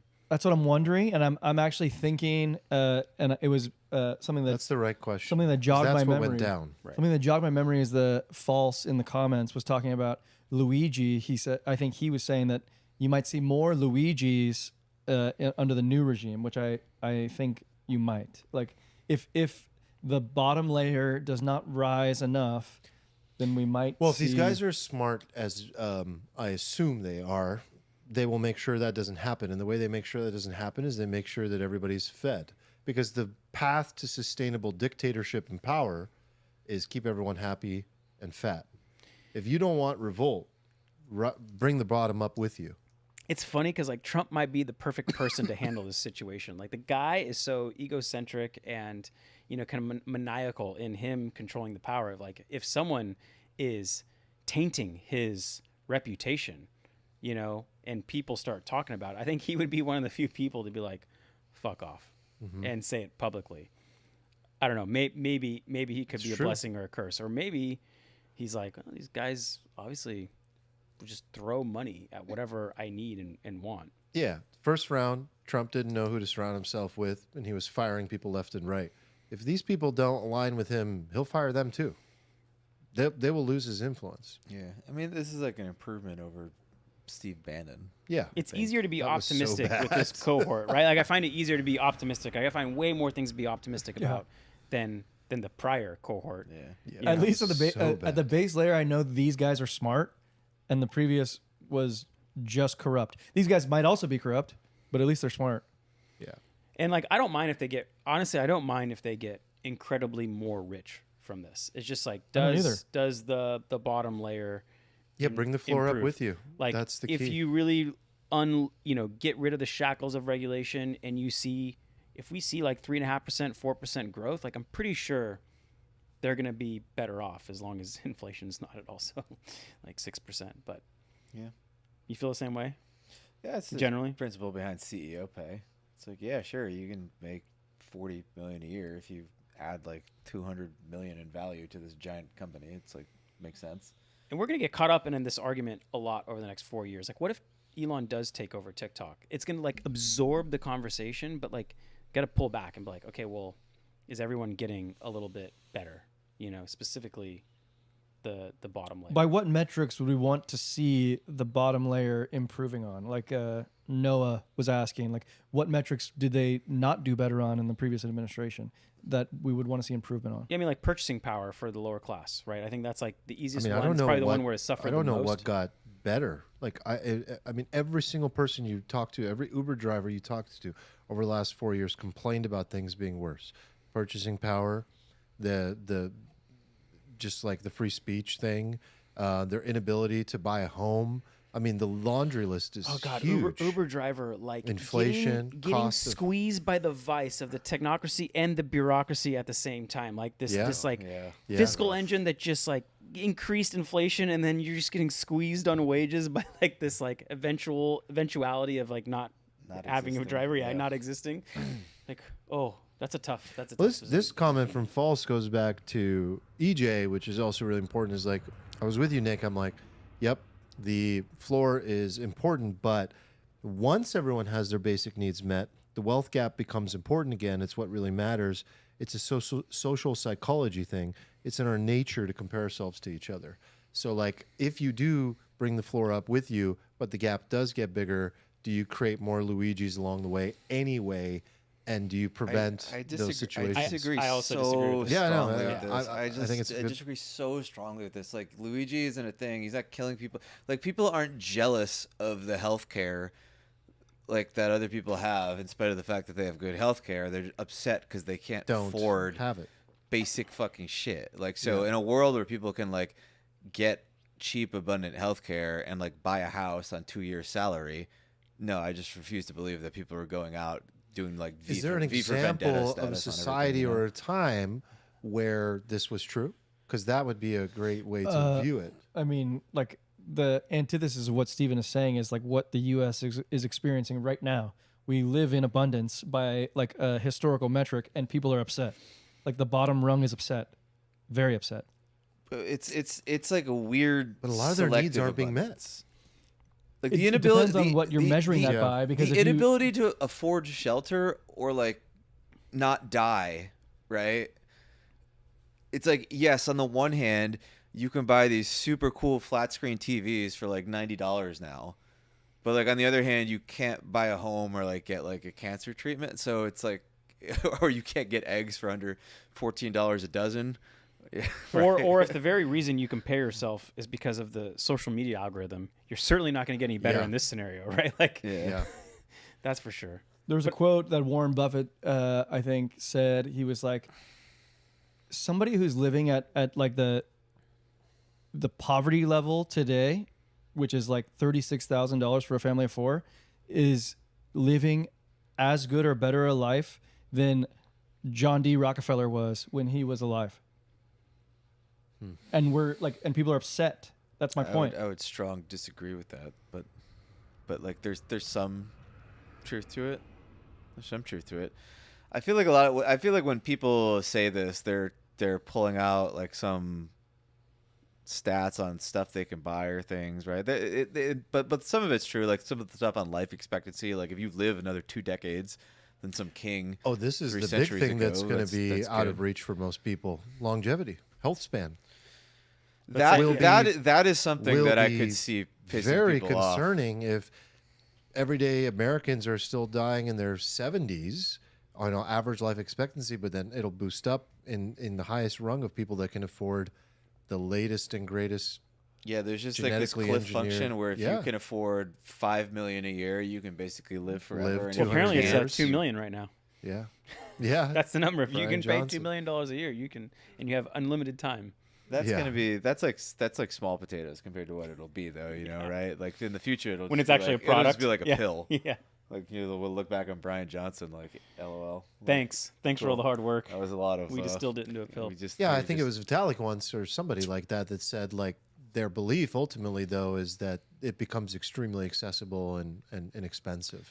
And so that is a hopeful belief of the accelerationists and technology that like the health span thing does become another thing that's accessible. And so the question then just goes back to like, how big is the gap and how hard do people focus on the relative aspects of the differences between themselves and those that have more? And are they comfortable and content and satisfied with what they have versus what they don't? And is that just human condition to focus on what you don't have? I mean, you interview a room of 10 people right now. Most of them are focused on what they don't have, not what they do have. And if that's the case, I can understand Eric's argument for sure. I wonder what the data shows, like in terms of like what when people feel happy about the government, like when they feel like one of the common questions is like, is our country going in the right direction or the wrong direction? That's one of the common ones, and you can kind of go back to I forget the political operatives' names, but he's like, it's the economy, stupid. And I think like in general, when people see their neighborhood getting better, when they're able to buy a better car or like move into a better neighborhood or a better house or have opportunities, like have optionality for jobs, and can they see themselves like seeing upward economic mobility? Yeah. You're gonna be happy. Progress. And Progress, keeping people fat and happy and like satisfied, you know.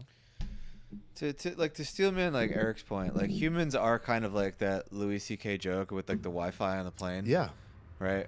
for sure. Like that is kind of humans. That's in a what I nutshell. mean when I say, are people focused on what they have or don't have? Right. It's just like the Wi-Fi. You're flying through the sky in a metal bird. Did you experience the miracle of flight? Give it a Fly through second. the sky like a bird. You're checking your email. First of all, what is email? It's true. Like 1 decade, you're like, this is so incredible. We could You're fly sending around the letters world in a 30 second. years ago, and then- dude. You're sending letters. Now you're checking your email in Yeah. an aircraft. Yeah, So we'll it's always, absurd. we'll always be like that Yeah. to some degree. Oh, for don't sure. leave.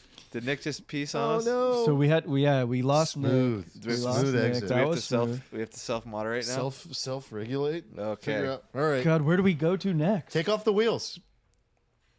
Why is Take off everybody the looking at me? wheels. I don't know. We're Take lost. off the We're wheels. lost without Nick. Well, I feel good about that. Wait, do we have any more beers? I don't know. I feel like I need one more beer for this topic. Go check. Wait, hold on. I have to brought check. I No, brought we a don't. 6-pack, and I think there's 6 empties right there. So All right, well, I'm gonna go confirm this. All right. So, Eric, here's where we're going to take it. Prostitution. that's exactly what I thought you were gonna say. Yeah, I Yeah. mean, why not? So Yeah, let's talk let me- prostitution. This is on the docket. Let's pull it up. Okay. So, you want to? Zoom in. Yeah, you got it. So Matt Walsh, is that the guy that did? Yep, Yeah, this he did guy's that. a pretty good writer. Am I racist movie? Okay. His tweet, Matt Walsh. Prostitution used to be nearly exclusively the domain of poor, desperate young women. Now, thanks to OnlyFans, prostitution has become a possible career choice for financially stable, upper middle class women. It is extremely depressing and deeply terrifying to consider how many women in this latter camp have jumped at the chance to be hookers. He didn't hold back on that one, did he? Damn, Steven, I need you to read this while we discuss because this is a pretty good prompt.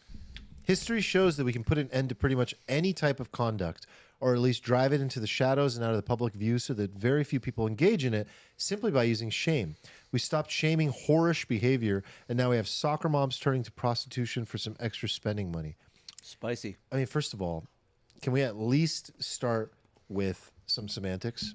'Kay. Is it prostitution to sell videos? OnlyFans photos and No videos. one's touching you. Yeah, It's videos and content. it's definitely prostitution sexting. adjacent. It's adjacent. Is it as bad as the whorish behavior he's describing? Okay, but Or is it just Yeah. opportunistic and smart of these well, we could upper call middle it, class we call women? it porn, right? We can call it porn. Porn, I Selling think, is porn. porn is a fair word. But you're also selling yourself and a digital, your body, like your videos of your body. Mm-hmm. Like these women are doing everything. And many of them are, yeah, we don't have to get too graphic, Yeah. but they're doing everything. What are they doing, Armand? I would argue that. I think me tell ya. porn is less prostitution than OnlyFans. What? Yeah, porn is Like, less, or than OnlyFans is even closer to prostitution. OnlyFans is more prostitution adjacent than because you're porn. selling. Walk me through that. Okay, so imagine you in your bedroom. This is just gonna go in a weird direction. That's what we're here for. I'm already picturing it. So Way more awake right now. I'm already halfway through the image. I So feel like where the pod are we just going? started. You and Erica decide one night. You know what? We're pretty hot. Let's just film ourselves and put it on the internet. Oh boy, I'd pay. That's where you were going. First of all, take my money. I mean, Sign me up, right? When WAP. oh my god, we need Nick back. when WAP. We need Nick back. and so it bad. does, and it gets so much better than that. The site is called WAP. Like you don't really have like a client in that instance. You're just shit. putting material out on the internet, and maybe people are fapping to it. Now, I think it's different Okay. when like you have like this connection with people. Like you have a subscriber. Oh. People are doing you're doing stuff for people in a Well, way. You're responding to them. wait. Like if you're doing Oh, I like see that. porn, you're like selling it to like a prop. Like there's amateur, right? And then there's like these studios, and like you're getting paid to perform. So you're still selling. Yes, but I think Closer it's to less. acting, I really. think it is. It is acting. The whole thing is completely fake. I think it is less. I had someone in the prostitution industry adjacent. tell I do. me, like, by the way, all the amateur stuff's fake. Everything's fake. It's all fake. It's all. Yeah, it's all fake. It's all acting. So No anyway, shit. Continue. I don't watch porn, so continue. No, that was my take. Is that it is less like OnlyFans is closer to prostitution. Okay. So you're saying it's fair to call it that. So what do you think? Let's go back to the original premise of the idea. We've established some definitions here. We're saying, from Steven's perspective, OnlyFans is close to prostitution. I mean, do you agree with that? I'm calling by it the way? porn. You're calling it porn. Okay. Is it bad that women are doing this? Because it used to be done, it's been done forever. Like, let's not forget The- about that. the oldest there's profession? so many ways to look at this, right? Because it's like, well, wait a second, Matt. Like, why are you shaming the women that used to do this in the first place? The, poor, desperate women. I actually don't look at them as poor, desperate women. I don't know if that was always. Well, that requires some thinking. so many I threads can't to pull on freestyle. here, I dude. can't freestyle that right now. That's too big of a. But the point is, like, it's always been there, and in my mind, prostitution should be protected. It should be perhaps legalized, and the fact that it's one of those things like drugs are going to be consumed, and prostitution is always going to happen. So the best you can do is protect the people and make it safe and clean for everybody, just like drug use. Ugh. That's my I perspective on hate that. this argument so Okay. much. Oh, I'm an anti. So then all you're going to do is just like push people to the shadows Push and it the alleys. underground. Yeah. Yeah. Right. Not in my backyard. Don't want to see it. Yeah. Yeah, but guess what? It's happening and people are going to die. But I People think are gonna that get sick. I actually think People it are gonna get saves hurt. more You- people than it harms. Yeah, like so with drugs, like you increase the prevalence of drug use by making it easier for people to do drugs. This is like basic shit. Like Yes. it's like it's really disturbing when I see these videos on the internet where some guy goes to a government heroin place, just walks out, shoots himself up, and then like passes out on the side. I'm just like, this is not how society should operate, right? Like Yeah, I get this- all these like this isn't helping pseudo like libertarian argument. Like, I feel like Portugal tried this and didn't they decide it wasn't a great idea, right? Like the fact that something and also the fact that something should be legal is different from the fact that it should be looked down upon by society, Two completely different points. Yeah, Two again, that's different another points. thread in here. which I'm kind of in favor. Oh, of. I'm Like, all for shaming. Yeah, Shame is good. I think shame is useful. We don't have Shame. enough shame. Shame is epic. I mean, we talked about this when we did the girl that did she banged 100 guys. Yeah. There's no shame. No one's shaming. That's why she's doing it. That's why she's getting away with it, because she's getting clout. She's getting attention. She's getting views. She's getting dollars. This was my take. I said, if everyone just went like, Okay. she so wouldn't do it. Let me ask you about that. I feel like we were early to call the pendulum shift Mm-hmm. in sort of this like wokeism. Are you ready to call the pendulum swinging back in like shaming whorish behavior? Because I feel like I'm seeing this pendulum swinging back. Oh, I mean, I am too. It's definitely swinging. It's there's swinging. a really hard. light swing that I No. can see. No, I think it's swinging hard. It's not swinging that hard. Well, I think I don't think we've topped yet. no, we've I think that was the top. That girl going for the Guinness record. I don't think OnlyFans is topped. I think the amount of money that's going to continue to flow into OnlyFans type platforms is maybe we're 50%. Let's go back to like first principles. Like, why did society start shaming this behavior in the first place, right? Like, I don't think we were cavemen and then immediately we're like, no. Like, I think over time, humans have particular tendencies. We organize into societies and cultures, and then like we develop these norms. Like, it's like an evolutionary process. And the reason they develop was because like in a world where like women behave like hookers all over the place, like it's very easy to see why society just collapses, right?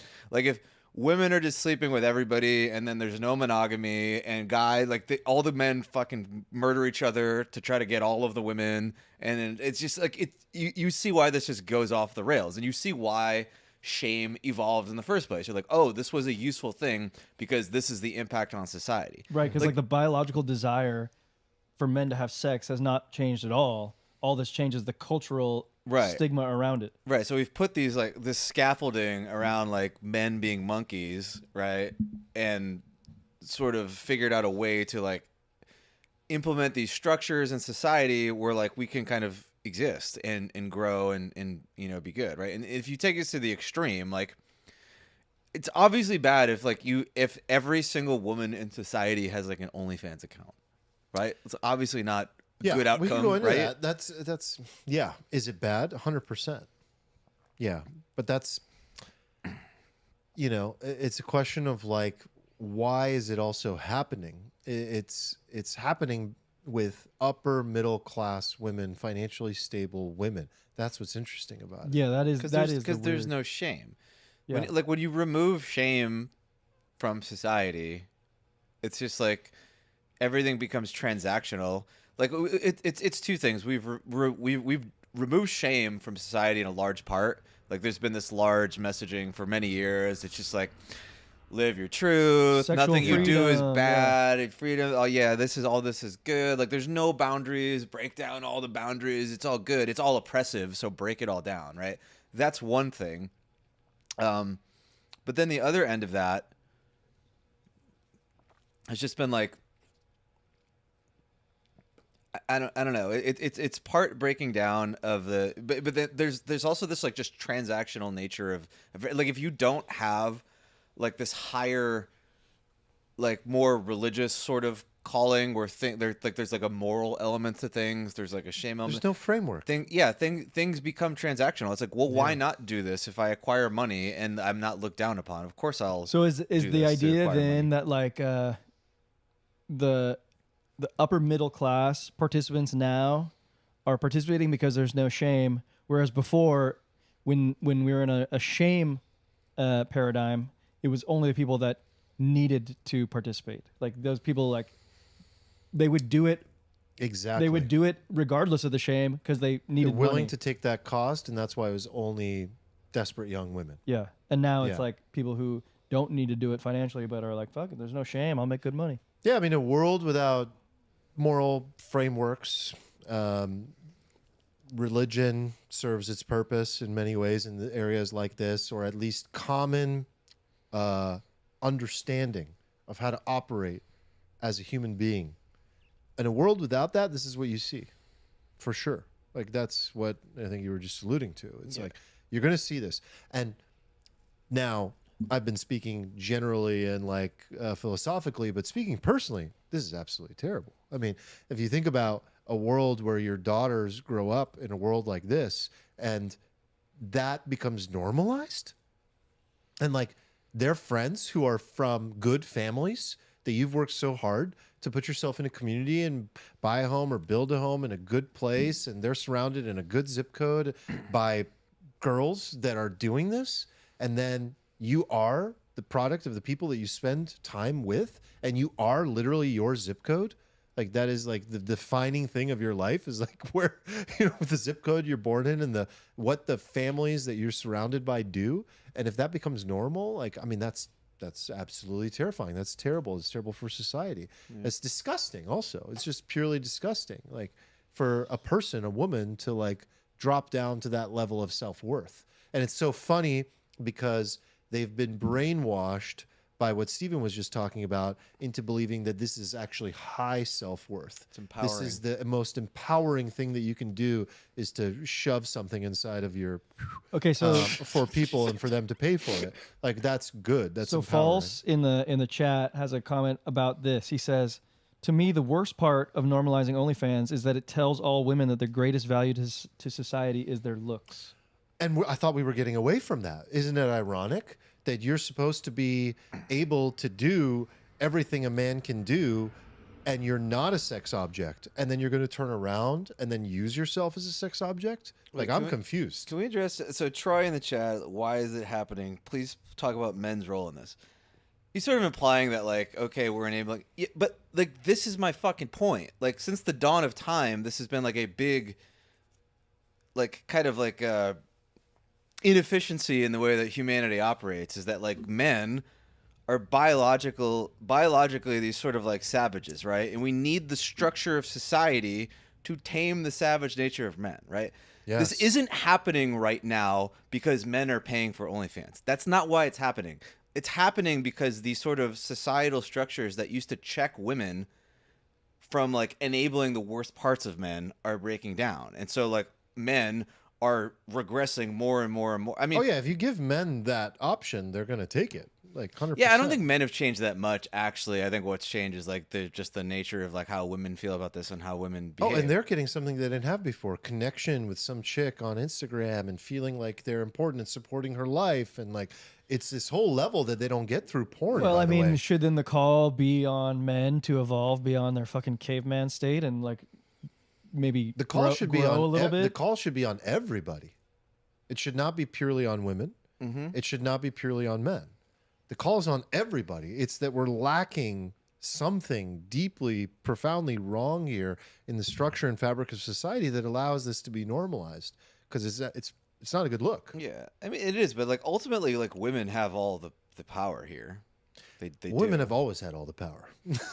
Women have had all the power since we evolved societal structures where like it didn't matter that you were like kind of physically dominated, right? And then once we made that leap as a society, then women have been able to have to wield this power because it exists in this world where like they have this thing that men want, and like, Well, sex drives everything. And in a household, you know, there's a famous saying is like the man often thinks he's the head of the household, but the woman is the neck. Like, women lead and they get what they want. And how do they get what they want? Because we're driven sexually more than we realize. If you tell me I'm going to have a good time tonight, I'm going to do whatever you want. Like, that's just purely what motivates most men. Like, and if they don't get motivated by that, then they're out in the world trying to get it some other way. Or they're like obsessed with some business idea and they're just like celibate, right? Those are the two paths for most men. Is like, I'm gonna be celibate and obsessed with my craft, or everything I do is going to be like driven by this. So women have the power, yes, after the physical Okay, so nature of it. let me ask you this then. Women do have this asset, which is their looks, that's desired by men. And to what degree would you guys say that it is righteous, or like the right degree that you would want women to wield this power of theirs, this asset, that you'd say is like, you deem it acceptable versus like where we're going right now is unacceptable? Like, what's the correct amount? What's the Goldilocks zone? Well, because this thing exists, we acknowledge that. There should be some shame between women for doing this. And right now there's only like... But like, let's just like actually make it really, really like safe for now. Mm-hmm. Like on the like the safe end of the spectrum, a woman can like wear a nice dress and like put on nice makeup, and like men and women will both be like, wow, you look really good today.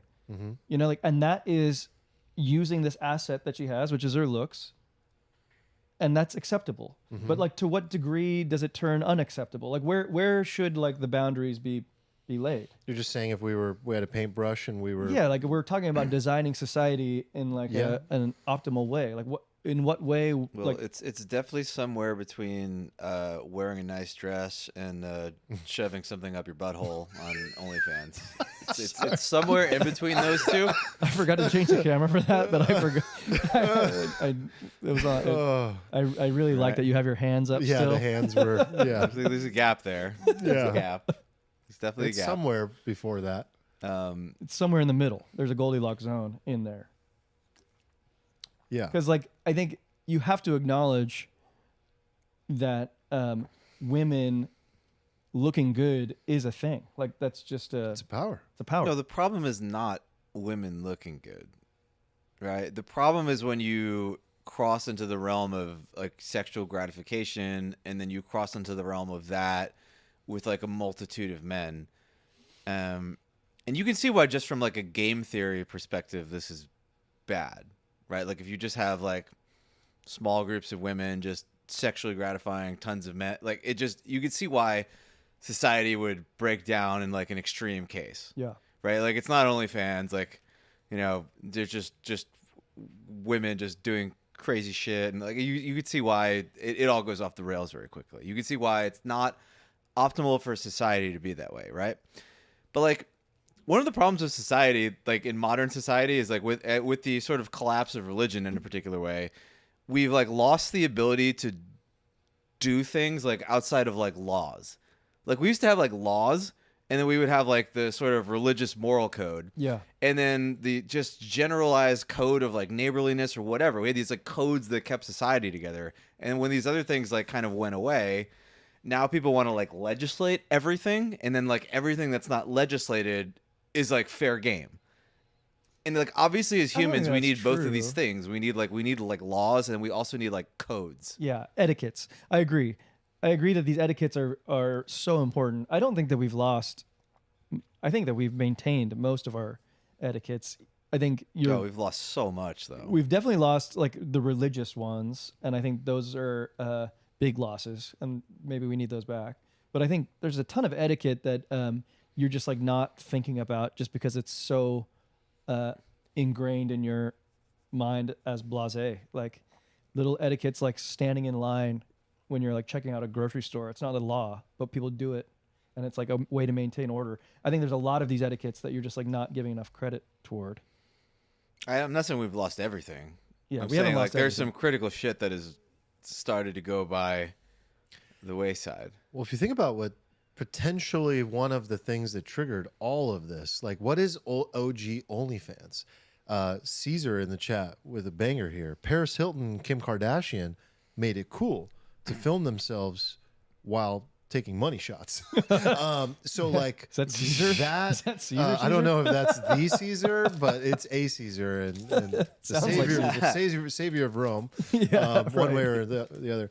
But the point is like that becoming accessible to young women, being on the internet. I mean, the internet could be Well, a major culprit here. and of also course. like society's response to that.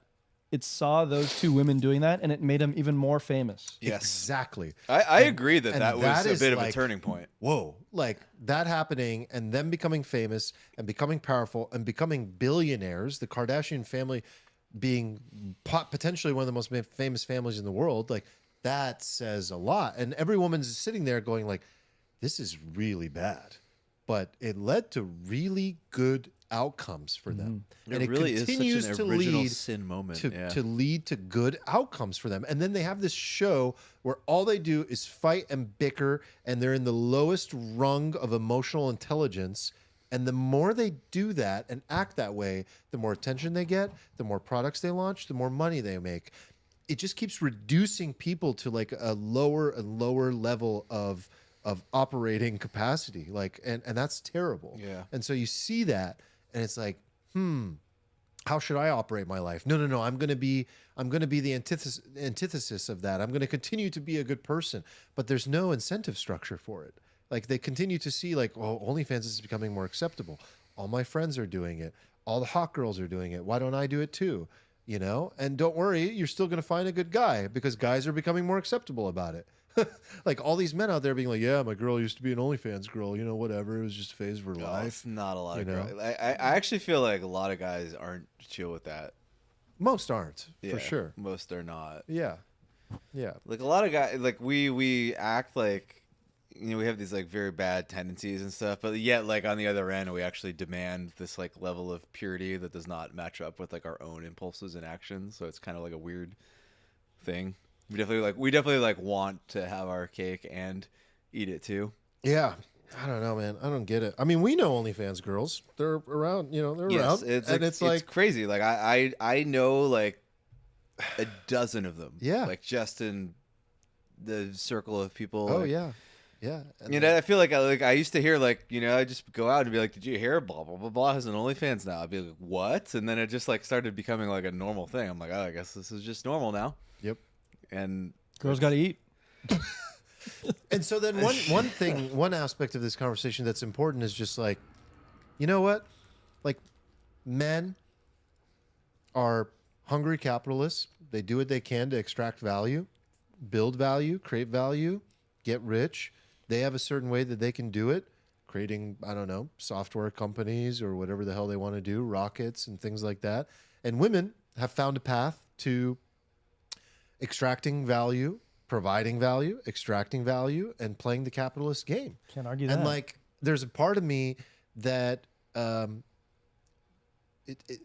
that's hard to shame. It's like kind of like, yeah, like maybe back to who was it? Troy's point. It's like, hey, you have a happy customer. They're paying you. Okay. Is it your fault that they're paying you? Okay, but You're winning. yes, you're yes, winning. Yes, it is your fault. Much in the same way that it's your fault for being a drug dealer and serving. You could be like, that would be. look, the thing. man, I'm just serving a need in the market. Sure, I'm a net negative on all of society, and if everybody did what I did, like all the outcomes would be bad, right? Like, it's a similar argument. But there are plenty of men that have businesses that provide no good, and are those extractive. those people should be shamed as well.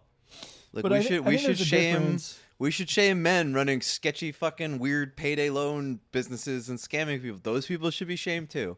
Yeah. Right? I'm Yeah, not there's like a big spectrum. I think like I was thinking like of all the different professions that guys use their skills at to like make a dollar, right? And like Right. if you're selling a product online and the product is a mediocre product, I think that's fine. Okay? If you're an athlete and you're providing entertainment, that's fine.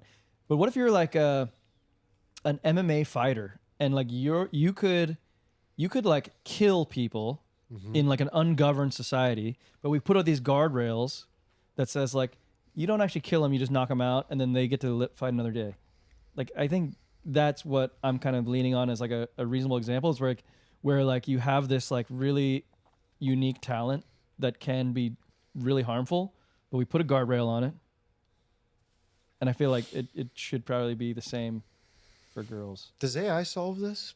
Like, will that just like eradicate? okay, all of this? so here's the problem. Like once you lure women to this trap, right? Where they're like, "Oh, no, you could just be a sex object and it's capitalistic and it's empowering," right?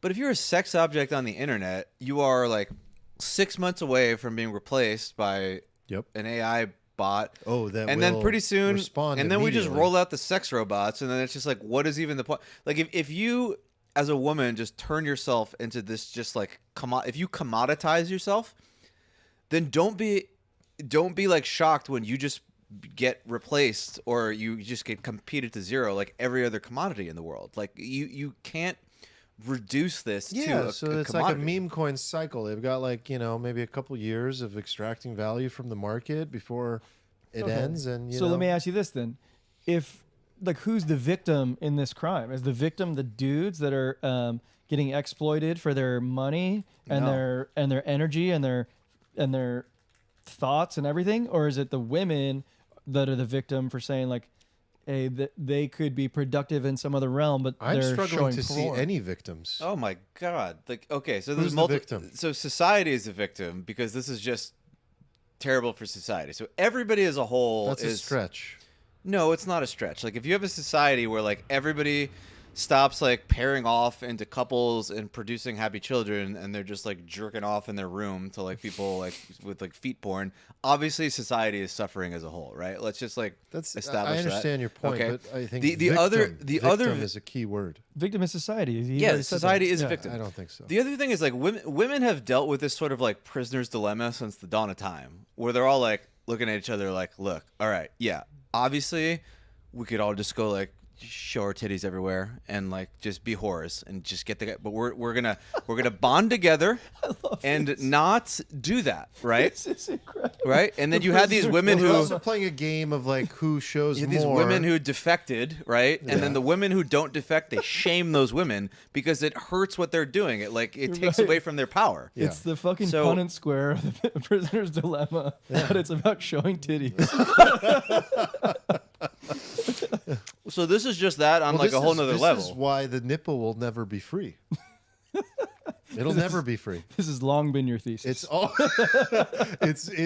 all these free the nipple movements. Like I once think- you free the nipple, it's over. I think the nipple It's shouldn't over. be free. I think there's a reason why the nipple isn't free, and I think 'Cause it's good. It's not oppressive. The mystery of what it looks It's like empowering. is worth everything. Yes.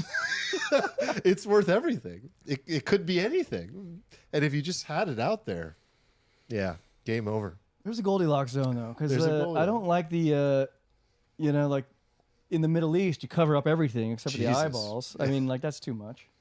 You gotta Yeah. find the Goldilocks zone. Everything has a Goldilocks zone. Yeah. Everything. Yeah. That's obviously not good. I mean, some people would say like, no Habibi, that is good, but like Well, I the disagree. nipple has often been free in France and places in Europe, and they seem okay. yeah, is France okay?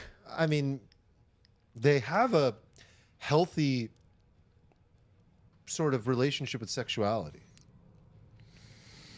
I don't Maybe. think they have this problem. It kind of goes. Think about this. Like the more you hide something, the more you desire it. Like alcohol. Like why do you think? Like you guys all traveled, and like when you go abroad, who are the ones that are losing their fucking minds? It's the Americans. Yeah, the American tourists that are just binge drinking. Binge drinking. But the ones that grew up with alcohol and had it more accessible are like, yeah, bro, we're gonna have a couple beers. Like, Or like, we're yeah, good. we're gonna have wine with dinner. I mean, Yeah, just be and normal. wine with dinner. Or like how repressed sexuality is in the U.S. versus in Europe. I'll keep using France. It's like it's on TV. They're having sex. Kids can see it. Like it's on daytime. And then here, it's like, no, you got to go black box back in the day, or now you got to go find porn. It's just more repressed. And then what does that lead to? Like darker stuff. So just something to consider is like the more you take something away from people, the more they want it and the more extreme they become as a result of it in response to it. I don't agree with this line of thinking, and it's something we've By talked the way, that about. ties into my drug thing. The more you take it away, the more extreme people Right, get about and I it. disagree like vehemently with your drug statement. Like I don't concede that point at all. Well, like that's for another time. But you know. okay. I mean, we've talked about this before. Like, do you get it out of your system or into your system? Yeah, yeah. And like, I'm a big proponent that you get things like most people get things like into their system. Mm-hmm. I think there are certain people who are prone to be like, oh, I had to get that out and I'm good. But like if you have like a somewhat addictive personality, I think most people are predisposed to No, I think it's the having like a minority. little bit. Now, I think like you have this like mechanism in your brain that like wants to get you addicted to things. It's like written in your code. So I think the people who are like don't fall prey to that at all, they're kind of like special unicorns. There are obviously people who go like way off the rails, right?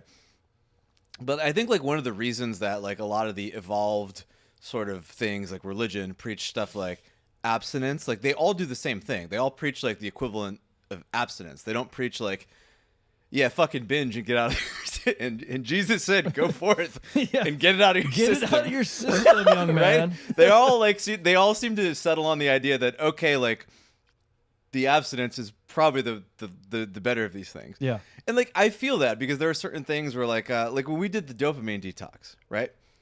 I felt really good just avoiding everything. Like, because dopamine is one of those, like, I don't get it out of my system. I just do more and more and more and more and more and more and more and more until I like just like go crazy and collapse, right? But like when I pull everything out, like it allows me to just go, oh, and reset, right? Same thing with drugs. Like, I don't think I would get drugs out of my system. Like, I don't think if you just dropped like a box of heroin off in front of me and you were just like, get it out of your system, buddy. Here's some crack, here's some PCP, here's some heroin, and you just went to town. I don't think I would get it out of my system. I think I would turn into an addict. I must be a unicorn then. I get it. Well, I stand corrected by false. I just said in the chat, that's true, false. And it blew my mind. That's true, false. Wait, what? That's true, false. Oh, I get it. No, you reminded me like Aussies and English drink like crazy. So that was Yeah, they sure do. maybe not. Yeah, the Aussies are wild. The man. Aussies are the worst. When I travel In and the I best see way, an by the Aussie, way. I'm I like, love you, Aussies. Like best way, like best people to party with.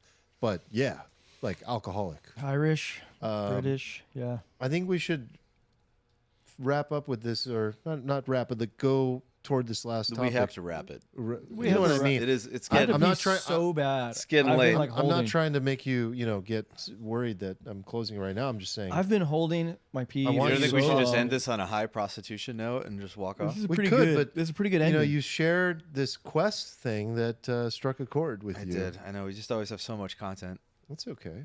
I feel like we saved the quest thing. We don't even have audio. Do we not have audio? No, we do have audio. We do have audio. We fixed No, we it. don't. We do. Okay. Well, I'm gonna put the camera on you. Okay. And you just figure out what to do. 'Cause I gotta Oh, this is just gonna be on me. I think you just play the video All right, perfect. and hopefully it works. So, yeah, how much? Do you know how much of it we want to show? That's definitely not playing on stream if we can hear it. Is this too advanced? Chat, let us know if you can hear this. I don't think I can hear this. Hopefully, y'all can hear this. But they love quests. Most men don't want you to be coy and confusing and elusive. They want you to have very clear quests that you tell them, this is exactly what I want. I want you to do this, and I will be happy when you do it. Your friend was telling me that her boyfriend offered to scrape off her car the other day. And I was like, oh, that's so nice. She's like, yeah, I told him not to, but I thought it was It's probably just a bunch of blank space on the stream right now.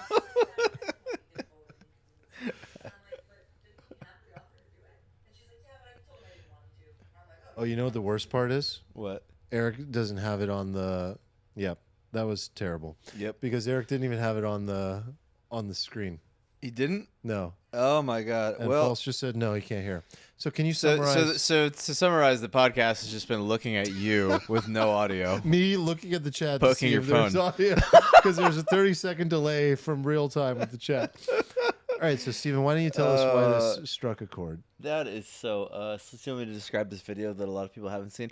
The gist of this video is that in relationships, men love quests. Indeed. Men Define don't a like quest. they like being, put out on they like to take the ring to the volcano. Mordor. Mm-hmm. Mordor. In They want to take the service ring of to something. Mordor in service of like a higher purpose. Yes. And they want to get like accolades or resources or something. I always think of Braveheart. level up in a video game. That's what I think about Right. when I think about this. But this isn't like women's like natural inclination. Women's natural inclination is like they really want you to do something, but they don't want to ask you directly. And even sometimes if you offer to do something, they'll be like, no. They'll like test you. They'll be like, Yeah. no.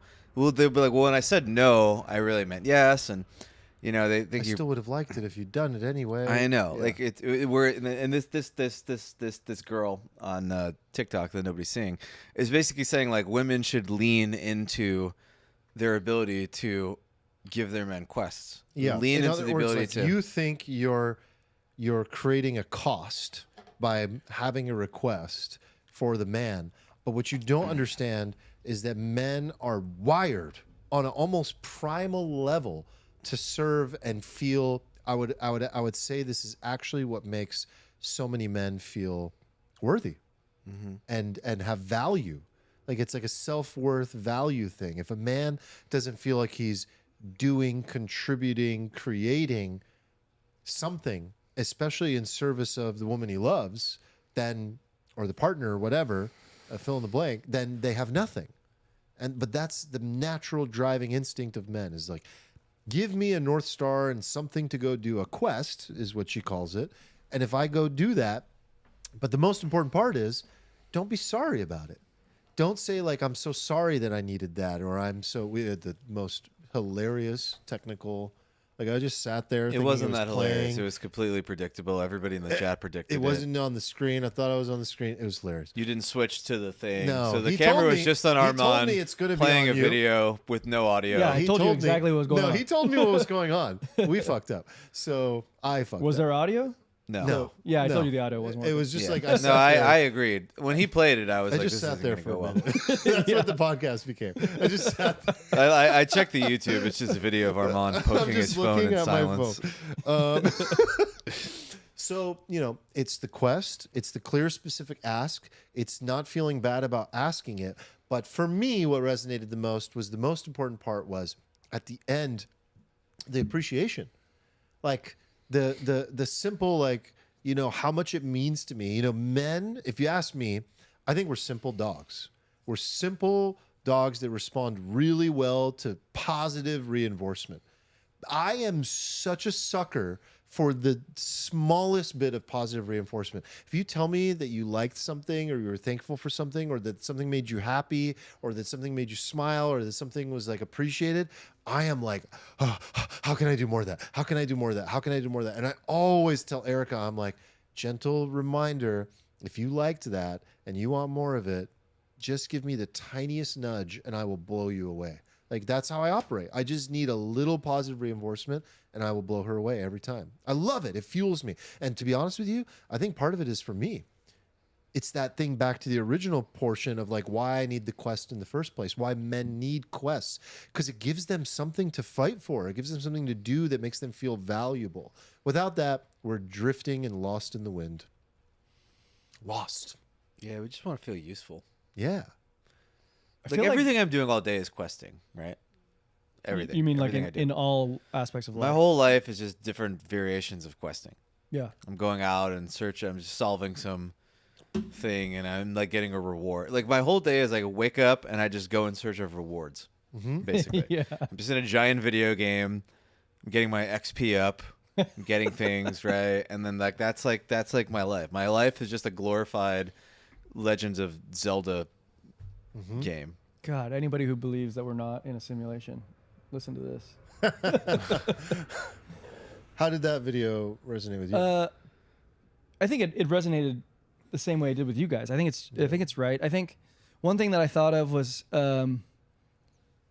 like the idea of questing implies that the girl initiates you on your quest, right? So like she is your quest giver. Yes. That's true. Yes, but she's giving you like a journey, a challenge. It's not like a demand. Yes, that's what I was gonna say. It's like Right. go forth and bring me the ice cream of Nazareth with the vanilla With no flavor coaching. and a. They're Well, I not there to think- coach you. They're not there to control you. They're there to give you an outcome. because I think it's different if she's just like, go get me Halo Top ice cream. I'm like, okay, well, you could also get it yourself. Like like it's different if it's a quest. A quest should be like, oh man, what'd be really good tonight? Halo Top ice cream. And I could be like, oh, that's a journey that I could go and make her happy with. If she tells me, go get me Halo Top, I'm like, No, for sure. Why you you don't tell- want to. You don't yeah, want to what feel the like fuck? it's a demand.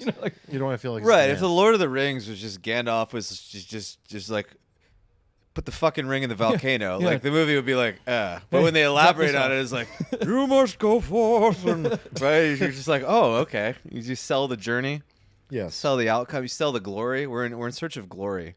You know. Instead, the trap that often occurs in relationships is men don't know how to show presence and exhibit the feeling to their partner that they are heard, right? And women often in times of stress resort to coaching and controlling. And these two situations are what create disconnection in a relationship.